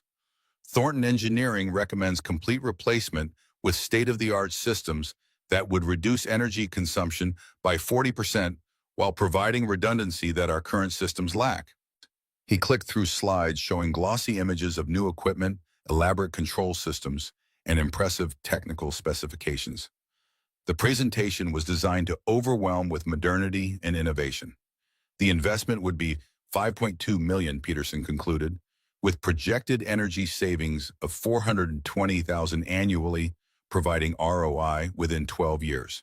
Most importantly, it would eliminate the risk of catastrophic failure during high-profile events like the upcoming Global Economic Summit.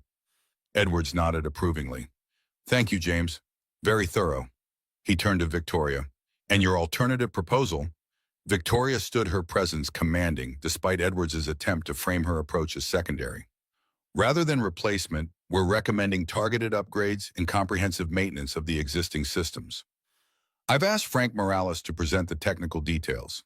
Frank moved to the front of the room, suddenly aware of every crease in his suit, every scuff on his shoes. The board members watched with expressions ranging from polite interest to barely concealed skepticism. He'd prepared slides, but as he faced the room, Frank made a split-second decision. He set aside the remote and simply began to speak. "The plaza's mechanical systems aren't at end of life, they're at midlife. These systems were designed to operate for 75 to 100 years with proper maintenance. We're seeing efficiency declines not because the equipment is obsolete, but because it hasn't been maintained according to original specifications." Frank's voice grew stronger as he continued his natural authority on the subject, overcoming his discomfort with the setting. In the past month, we've restored the main chillers to 91% efficiency, up from 68% through chemical cleaning and water treatment. We've rebalanced air distribution systems, repaired heat exchangers, and corrected control system conflicts that were causing unnecessary energy consumption. He turned to Peterson's impressive charts. The projected efficiency gains in the replacement proposal are overstated. Modern equipment is designed for a 20-year life cycle, not 75 years. The plaza would face another replacement cycle 3 times before the current systems would truly reach end of life. Board members were listening now, several taking notes. Frank continued warming to his subject. Our approach costs $840,000, about 16% of the replacement proposal. It achieves 85% of the efficiency improvements while preserving the system's fundamental reliability. The plaza has maintained perfect comfort conditions through hurricanes, blackouts, and record temperature extremes because these systems were built with redundancy and resilience that modern value-engineered equipment can't match. Frank gestured to the ballroom around them. When your grandfather built this hotel, Mr. Edwards, he insisted on mechanical systems that would last as long as the building itself. He didn't want future generations tearing out walls and ceilings every 20 years to replace equipment that had been designed for obsolescence. Edwards's expression tightened slightly at the reference to his grandfather, a contemporary of the original Charles Hamilton. Frank concluded simply, these systems aren't failing. They were neglected. There's a difference. With proper maintenance and targeted upgrades, they'll serve the plaza reliably for another 40 years, long after the proposed replacement systems would themselves need replacement. As Frank returned to his seat, the room remained silent for a moment. His straightforward expertise had cut through the corporate jargon and technical intimidation of Peterson's presentation. Board members exchanged glances, reassessing the decision before them. Edwards recovered first. Thank you, Mr. Morales. A passionate defense of traditional approaches. He turned to the board. The question before us is one of risk management. Can we afford potential system failures during events like the Global Economic Summit? The reputation cost would far exceed any capital savings. Victoria leaned forward. Frank's team has implemented a comprehensive monitoring system that provides early warning of any potential issues. The risk of sudden failure is actually lower with our current systems than with new unproven equipment. The debate continued for another hour, technical questions directed to both Frank and the Thornton engineers. Throughout, Frank maintained the same clear, jargon-free explanations that had impressed Victoria during their mechanical room tours. Finally, Edwards called for a vote. Those in favor of the full replacement proposal, 4 hands rose: Edwards, Peterson, and 2 board members with ties to the construction industry. Those in favor of the maintenance and targeted upgrade approach, 7 hands, including Victoria's, rose decisively. The maintenance proposal is approved. Edwards announced, his tone neutral despite the clear defeat. Ms. Hamilton, please ensure that Mr. Morales' team has whatever resources they need to complete the work before the summit. As the meeting adjourned, Victoria touched Frank's arm lightly. That was exactly what the board needed to hear. Thank you. Frank nodded, relief evident in his relaxed shoulders. I just told the truth. These systems aren't ready for the scrapyard. They just needed someone to listen to what they were trying to tell us. Victoria smiled at the characterization. You treat machines like they're alive. In a way, they have rhythms, patterns, ways of communicating when something's wrong. You just have to learn their language. As they gathered their materials, Edwards approached, his public smile firmly in place. Quite a presentation, Mr. Morales. You've won this round, but I hope you understand the responsibility you have taken on. The summit is 6 weeks away. Any system failure during that event would be unfortunate for everyone involved. The threat was subtle but unmistakable. Frank met the older man's gaze steadily. The systems won't fail, Mr. Edwards. Not on my watch. After Edwards departed, Martin joined them, grinning broadly. That was something to see. Haven't witnessed a boardroom beatdown like that since Charles Hamilton himself shut down that timeshare proposal in '92. Victoria checked her watch. I have to meet with the Summit Planning Committee. Frank, can we review the implementation timeline tomorrow morning? Absolutely. I'll have a detailed schedule prepared. As Victoria walked away, Martin nudged Frank's shoulder. The old guard's not going to forget this. Edwards and Peterson were publicly overruled. They'll be looking for any opportunity to prove your approach was wrong. Frank watched Victoria disappear through the ballroom doors, her posture straight and confident, despite the tension of the meeting. Then we'll just have to make sure they don't get that opportunity. What none of them could know was that nature itself was preparing to test their confidence in ways none of them had anticipated. The National Weather Service bulletin appeared on meteorologists' screens across the eastern seaboard. Historic Arctic outbreak expected. Record-breaking cold possible for New York metro area. In his small Brooklyn apartment, Frank studied the forecast with growing concern. The predicted temperatures were beyond anything the plaza's systems had faced in decades, potential lows of 15 degrees with wind chills approaching 30 degrees. Lucy peered over his shoulder at the laptop screen. Is that bad for the hotel? It's going to test the systems, Frank admitted. Extreme cold puts stress on everything: pipes, valves, control systems. But you fixed it all right, so it'll be okay. Frank smiled at her simple faith in his abilities. We've made lots of improvements, but some of the upgrades won't be completed until after the Global Economic Summit. The timing's not ideal. His phone rang. Martin, calling from the plaza. You seeing this forecast? Just looking at it now. We need to implement cold weather protocols immediately. Already on it. But Frank, I'm worried about the East Tower condenser water lines. Remember those hairline cracks we found in the insulation jackets? In temperatures this extreme, they could freeze, rupture the pipes, and flood half the building, Frank finished. I'll be there in an hour. We need to get emergency repair teams on that immediately. After hanging up, Frank turned to find Lucy watching him with serious eyes.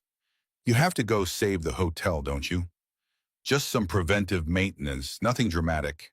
He tried to keep his tone light, not wanting to worry her. I'll call Mrs. Patel next door to stay with you. Lucy shook her head firmly. I want to go with you. Sweetheart, it's going to be long hours in mechanical rooms. Not exactly fun for a 9-year-old.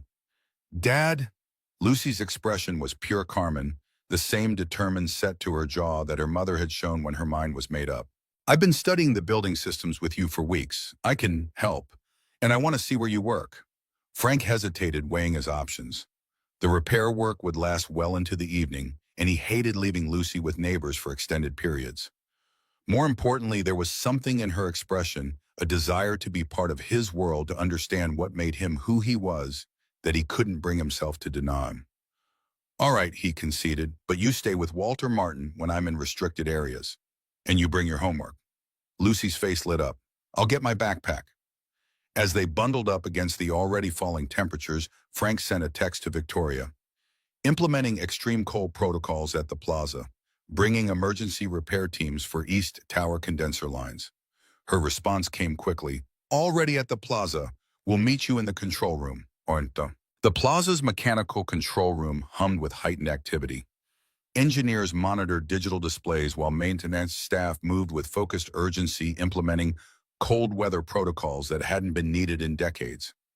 Victoria looked up from a system schematic as Frank entered with Lucy in tow. Her surprise at seeing the child was momentary, quickly replaced by a warm smile. You must be Lucy. I've heard a lot about you.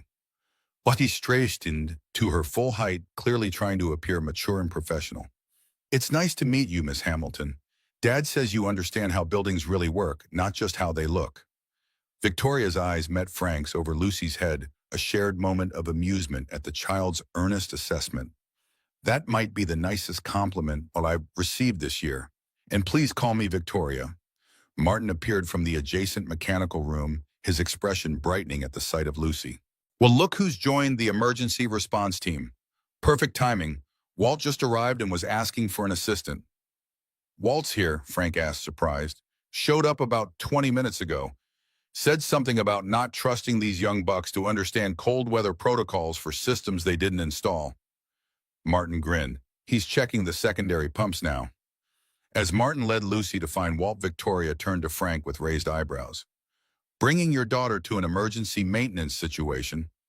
Child care issues, Frank explained, not wanting to elaborate on Lucy's determination to be involved. She'll be safe with Walt and Martin. Now about those condenser lines.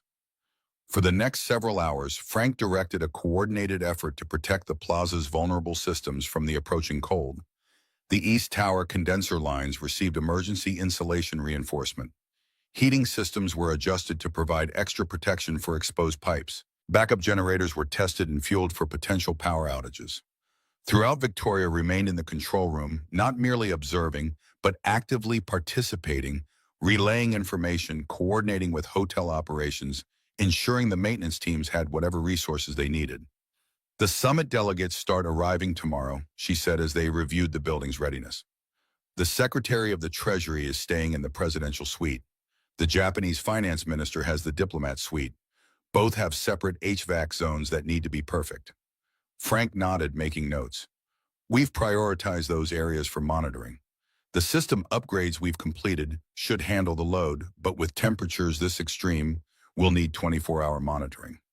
In a quiet corner of the control room, Lucy sat with Walt, the two bent over what appeared to be a technical drawing. Walt's weathered hands pointed out features on the paper while Lucy listened with rapt attention, occasionally asking questions that made the old engineer smile appreciatively. Victoria observed them for a moment. She has your focus, she commented to Frank, that same intensity when trying to understand how things work. Frank followed her gaze, a surge of pride warming his chest. She's smarter than I was at her age, picks things up faster.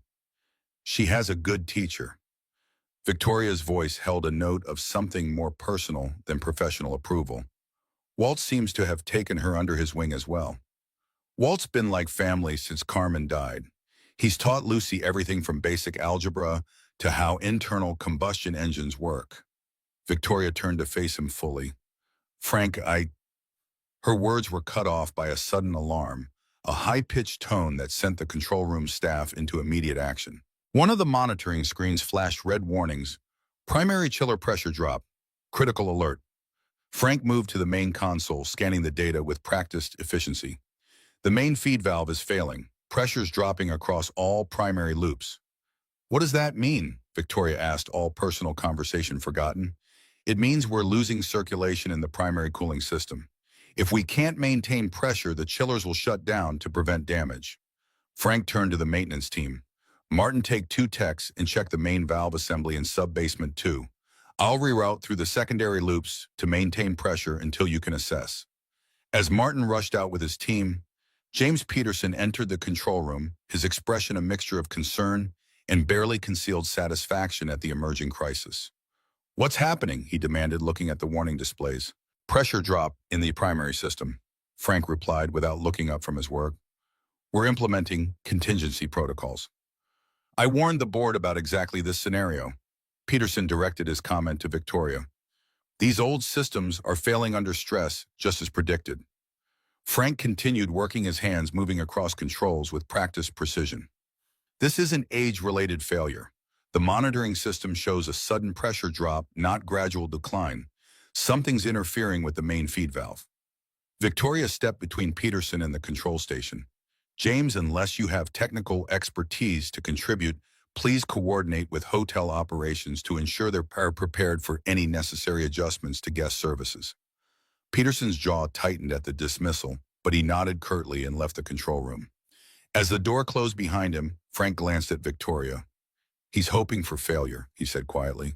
It would vindicate his replacement proposal. Focus on preventing that failure, Victoria replied. Politics can wait. Lucy approached her, expression worried. Dad, Walt says the Japanese diplomat's room might get too cold if the secondary loops can't handle the load. Frank looked at his daughter in surprise. Walt told you that? Lucy nodded solemnly. He explained how the zones work and which ones would be affected first if pressure keeps dropping. He says you should consider manually overriding the West Tower loop to prioritize the diplomatic suites. Frank exchanged a glance with Victoria, both impressed by the child's clear understanding of the situation. Tell Walt that's exactly what we're doing next. And ask him to join us here. We could use his experience with the original system design. As Lucy hurried off, Frank continued the complex process of rerouting cooling capacity through secondary systems. Victoria watched him work, struck by the calm expertise in his movements. There was no panic, no wasted motion, just the focused problem-solving of someone who had faced countless mechanical emergencies. Martin's voice crackled over the radio. Frank, we found the problem. Someone closed the main isolation valve halfway. It's not mechanical failure, it looks deliberate. Frank and Victoria exchanged shocked glances. Sabotage, Victoria whispered. Or a test, Frank replied grimly. Someone wanted to see if our monitoring systems would catch a developing problem before it became critical. Peterson, possibly, or someone wanting to prove his replacement proposal was necessary. Frank returned to the controls. Regardless, we caught it. Martin's reopening the valve now. System pressure should stabilize within minutes. True to Frank's prediction, the warning alarm silenced as pressure readings returned to normal ranges. The crisis had been averted, but the implications remained troubling. If someone within the Hamilton organization was willing to risk system failures to prove a point, what might they attempt next? Victoria's phone rang the hotel manager, reporting that despite the brief mechanical issue, all guest areas had maintained perfect comfort conditions. The summit delegates would arrive to a fully functioning luxury property, unaware of the drama unfolding behind the scenes. As the control room returned to normal operations, Walt joined them, Lucy at his side like a dedicated apprentice. The older engineer's expression was grave. Deliberate valve closure isn't something that happens by accident, he said without preamble. Someone's playing a dangerous game. We need to limit access to critical mechanical areas, Frank agreed, and implement continuous monitoring of all main system components. Victoria nodded. I'll authorize 24-hour security for all mechanical spaces. No one enters without proper credentials and logged purpose. Walt placed a hand on Lucy's shoulder. This young lady understood the implications of the pressure drop immediately, figured out which zones would be affected first. You've been teaching her well, Frank. Lucy beamed at the praise, but her expression quickly returned to seriousness. The weather report says it's going to get even colder tonight. Will the hotel be okay? It will now, Frank assured her. We've identified the weakness and corrected it. The systems are functioning exactly as they should. What he didn't say, what he didn't need to say to Victoria and Walt, was that the real threat wasn't from mechanical failure, but from human interference. Someone with access and knowledge had deliberately created a potentially dangerous situation. Whether as a test or sabotage, the action revealed a willingness to put the plaza at risk to achieve personal goals. As night fell over New York, the temperature continued to drop, setting new records with each passing hour. The plaza's mechanical systems hummed with the strain of combating the historic cold, but they held steady, maintained by a team that understood their every quirk and capability. In the control room, Frank, Victoria, Walt, and Martin established a rotation for overnight monitoring. Lucy had finally succumbed to exhaustion, curled up on a makeshift bed of jackets in the corner, her breathing deep and regular despite the tension around her. She should be home in bed, Frank said, watching his daughter sleep. She's exactly where she wants to be, Victoria replied softly, with her father learning what matters to him. Frank turned to find Victoria studying him with an expression he couldn't quite interpret, something beyond professional respect or casual friendship. Something that made his heart beat a little faster despite his exhaustion. Thank you, he said simply, for trusting my judgment about these systems, for giving me the chance to prove what I've always known, which is that understanding how things work is more important than having the right credentials to talk about how things work. Victoria smiled, the expression transforming her face from corporate executive to something warmer and more authentic. My father would have liked you, Frank. He always said the plaza's true luxury wasn't in its marble floors or crystal chandeliers, but in the perfect comfort guests never had to think about, the invisible excellence that people like you make possible. The moment stretched between them, filled with unspoken possibilities. Then the radio crackled with an update from a technician checking roof equipment, breaking the spell.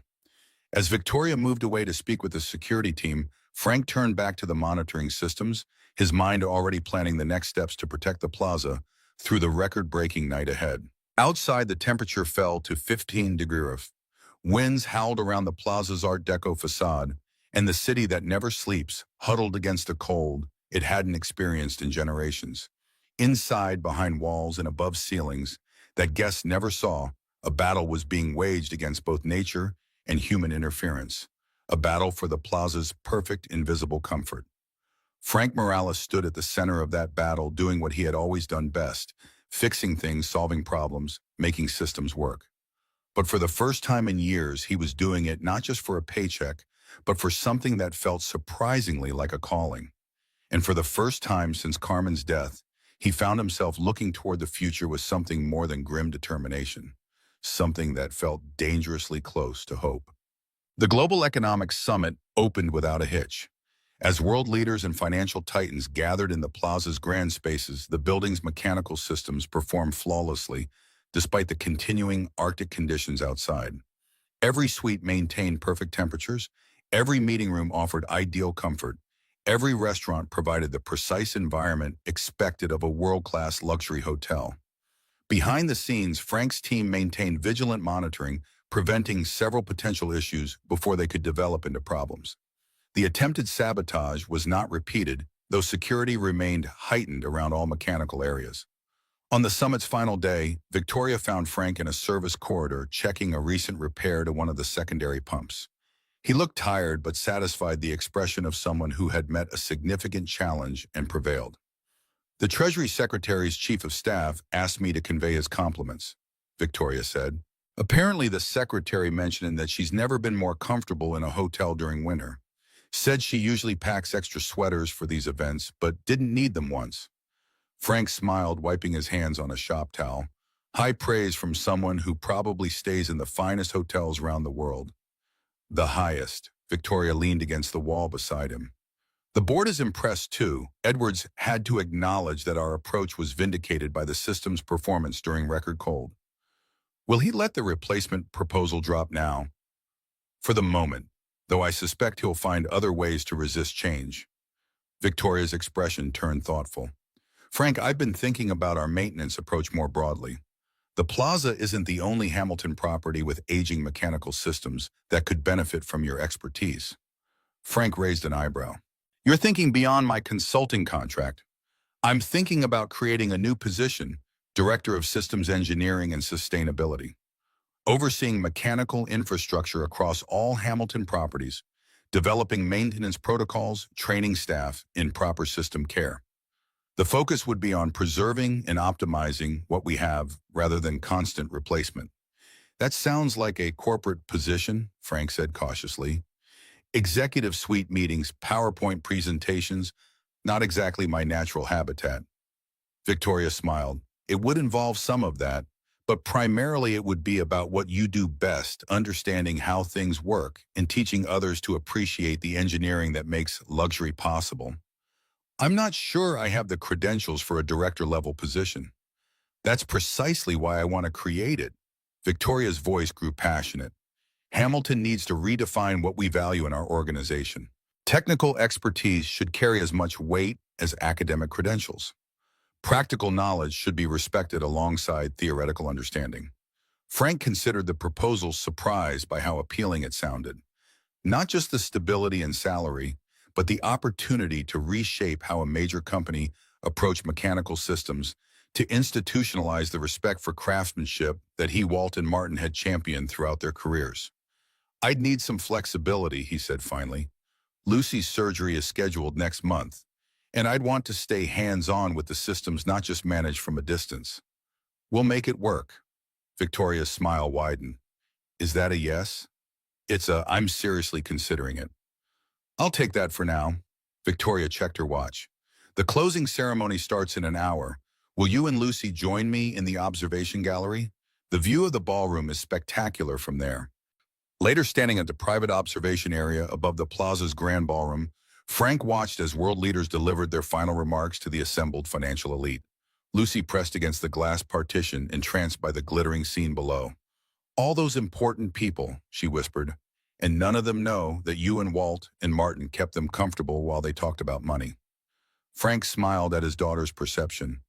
"That's how it should be. When we do our jobs perfectly, no one notices." "I notice," said Victoria, joining them at the glass, "and I'm going to make sure the entire Hamilton organization notices too." Below them, the summit proceeded with the choreographed precision of high-level diplomacy. Above, in a space few guests ever saw, three people watched with the shared understanding that true excellence often remained invisible to those who benefited from it most. 6 months later, the Hamilton Plaza's rooftop garden offered spectacular views of Manhattan's skyline. Once reserved exclusively for penthouse guests, Victoria had recently opened it to all hotel employees during designated hours, one of many changes she'd implemented to recognize the contributions of staff at all levels. Frank stood at the railing, watching the sunset paint the city's towers in gold and crimson. His new position as Director of Systems Engineering and Sustainability had transformed not just his professional life, but Hamilton's approach to its infrastructure across all properties. The Hamilton Standard now emphasized longevity, craftsmanship, and sustainable operation alongside luxury and exclusivity. "Dad," Lucy called from a nearby bench where she'd been reading. "Walt says it's time." Frank turned to see Walt approaching with Martin, both men carrying what appeared to be champagne flutes.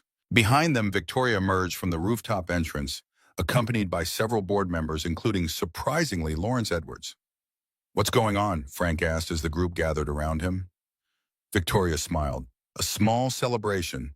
The board just approved the Hamilton Technical Excellence Program, our new apprenticeship initiative that will recruit and train mechanical systems specialists from technical high schools and community colleges." Walt handed Frank a glass of sparkling cider.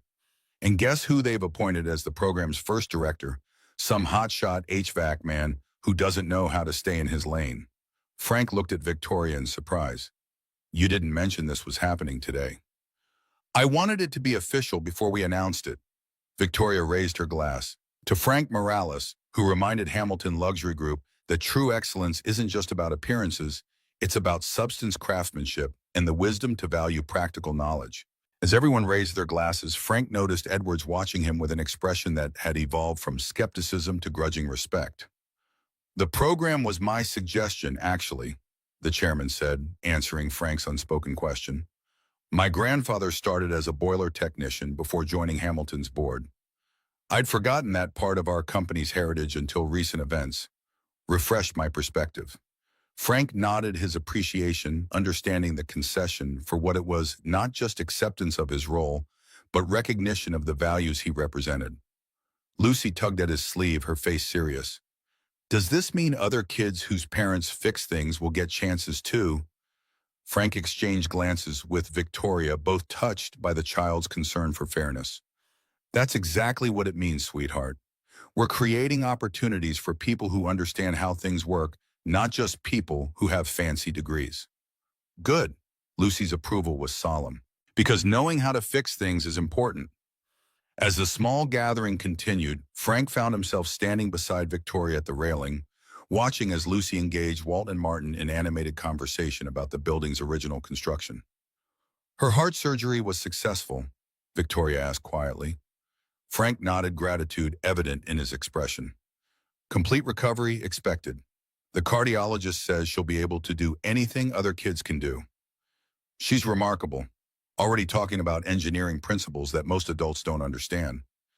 She wants to design buildings someday, says she'll make sure the mechanical systems are treated with proper respect from the beginning."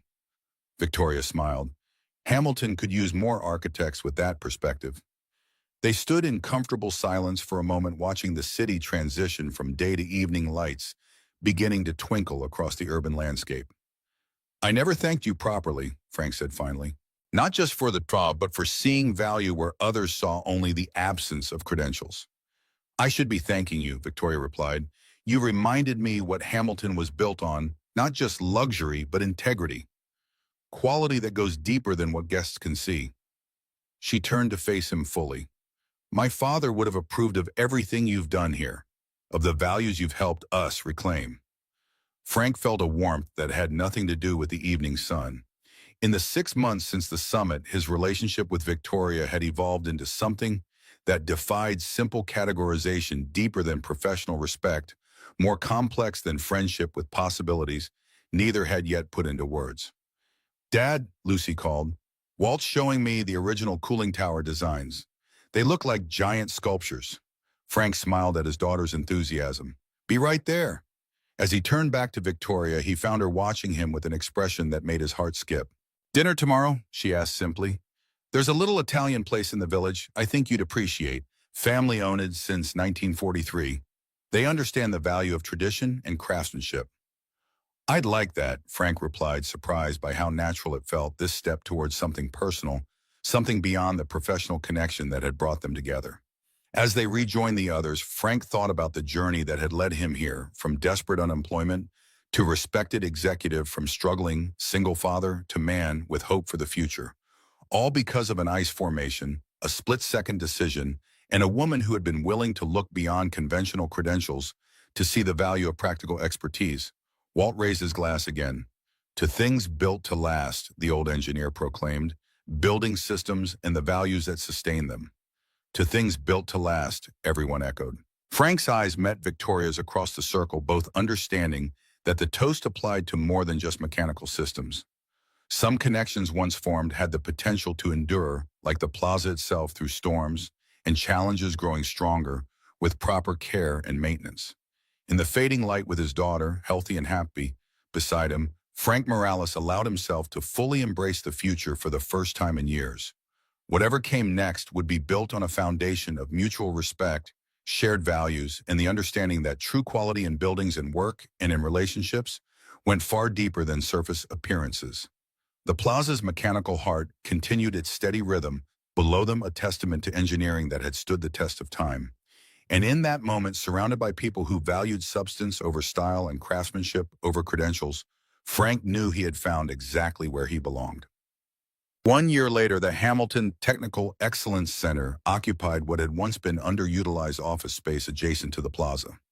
Now it housed classrooms, workshop areas, and a fully functional replica of the hotel's mechanical systems, a training facility where theory met practice under the guidance of experienced technicians. Frank stood at the entrance, watching as the first class of apprentices listened to Walt explain the principles of refrigeration with the passionate clarity of someone sharing not just knowledge, but wisdom. Lucy sat in the front row, technically too young to be an apprentice, but welcomed as an unofficial mascot and junior trainee. "Your vision has become quite impressive," Lawrence Edwards said, joining Frank at the doorway. The chairman's initial resistance had given way to enthusiastic support once he understood how the program honored Hamilton's historical values. "It's grown beyond what I imagined," Frank acknowledged. 20 apprentices in the first class with guaranteed positions upon completion. Applications for next year already exceeding available spots. "Victoria tells me you've had inquiries from other hotel groups interested in implementing similar programs." Frank nodded. 4 so far. "Turns out we're not the only ones realizing that technical expertise is getting harder to find and that traditional hiring practices miss a lot of talented people." Edwards watched as Walt demonstrated a diagnostic technique the apprentices gathered around with genuine interest. "My grandfather would have approved. He always said luxury was built on the backs of people who understood how things actually worked." "Wise man." Frank checked his watch. "Speaking of Victoria, I should head up. We're reviewing the expansion plans for the Chicago property." As Frank rode the elevator to the executive floor, a journey that still occasionally felt surreal, he reflected on how much had changed in a year. The Hamilton Technical Excellence Program had evolved from concept to reality with surprising speed, championed by Victoria and eventually embraced by the entire board. More personally, his relationship with Victoria had deepened into something neither had expected, but both treasured, a partnership built on mutual respect that had gradually naturally evolved into love. They moved in different worlds professionally, he in mechanical rooms and training facilities, she in boardrooms and strategic planning sessions, but they shared a fundamental understanding of what mattered: integrity, quality, and the courage to value substance over appearance. Victoria looked up from her desk as he entered her office, her smile warming in a way reserved just for him. "How's Walt's class going?" Captivating his audience as usual. "Lucy's taking notes like she's preparing for a doctoral dissertation." Victoria laughed. "She told me yesterday that she's going to design the next Hamilton hotel when she grows up. Said it will have the most beautiful mechanical systems ever created." "That sounds like my daughter." Frank settled into a chair across from Victoria's desk, still sometimes amazed at the ease he now felt in these executive spaces. "She's already talking about engineering programs for college." "Smart girl," Victoria set aside her papers. "Ready to review the Chicago plans. The building systems are similar to the plazas, about 20 years newer, but showing similar maintenance issues."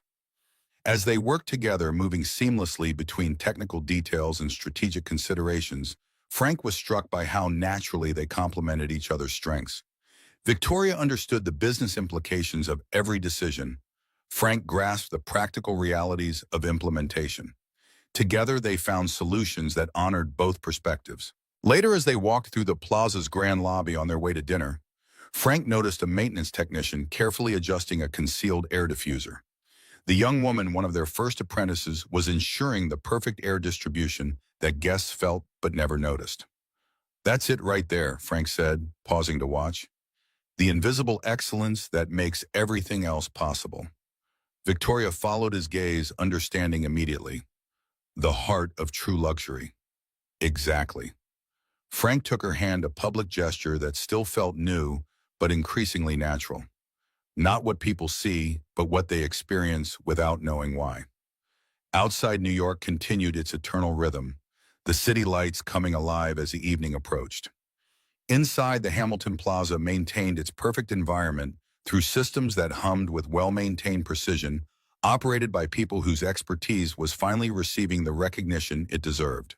And between those worlds stood Frank and Victoria, brought together by falling ice in divergent paths that had somehow converged around shared values.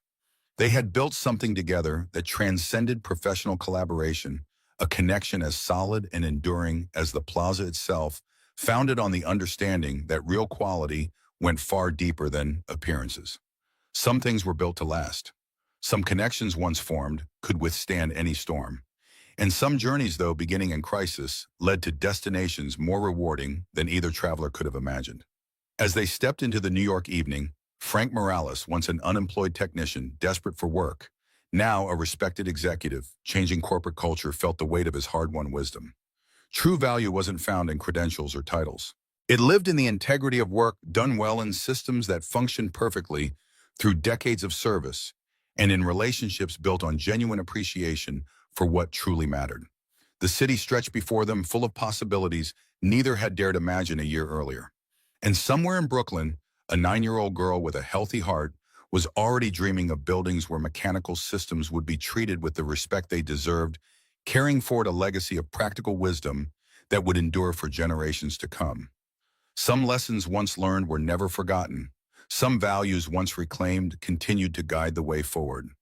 And some stories, like the systems that inspired them, were built not just for the moment, but for the long, enduring future ahead.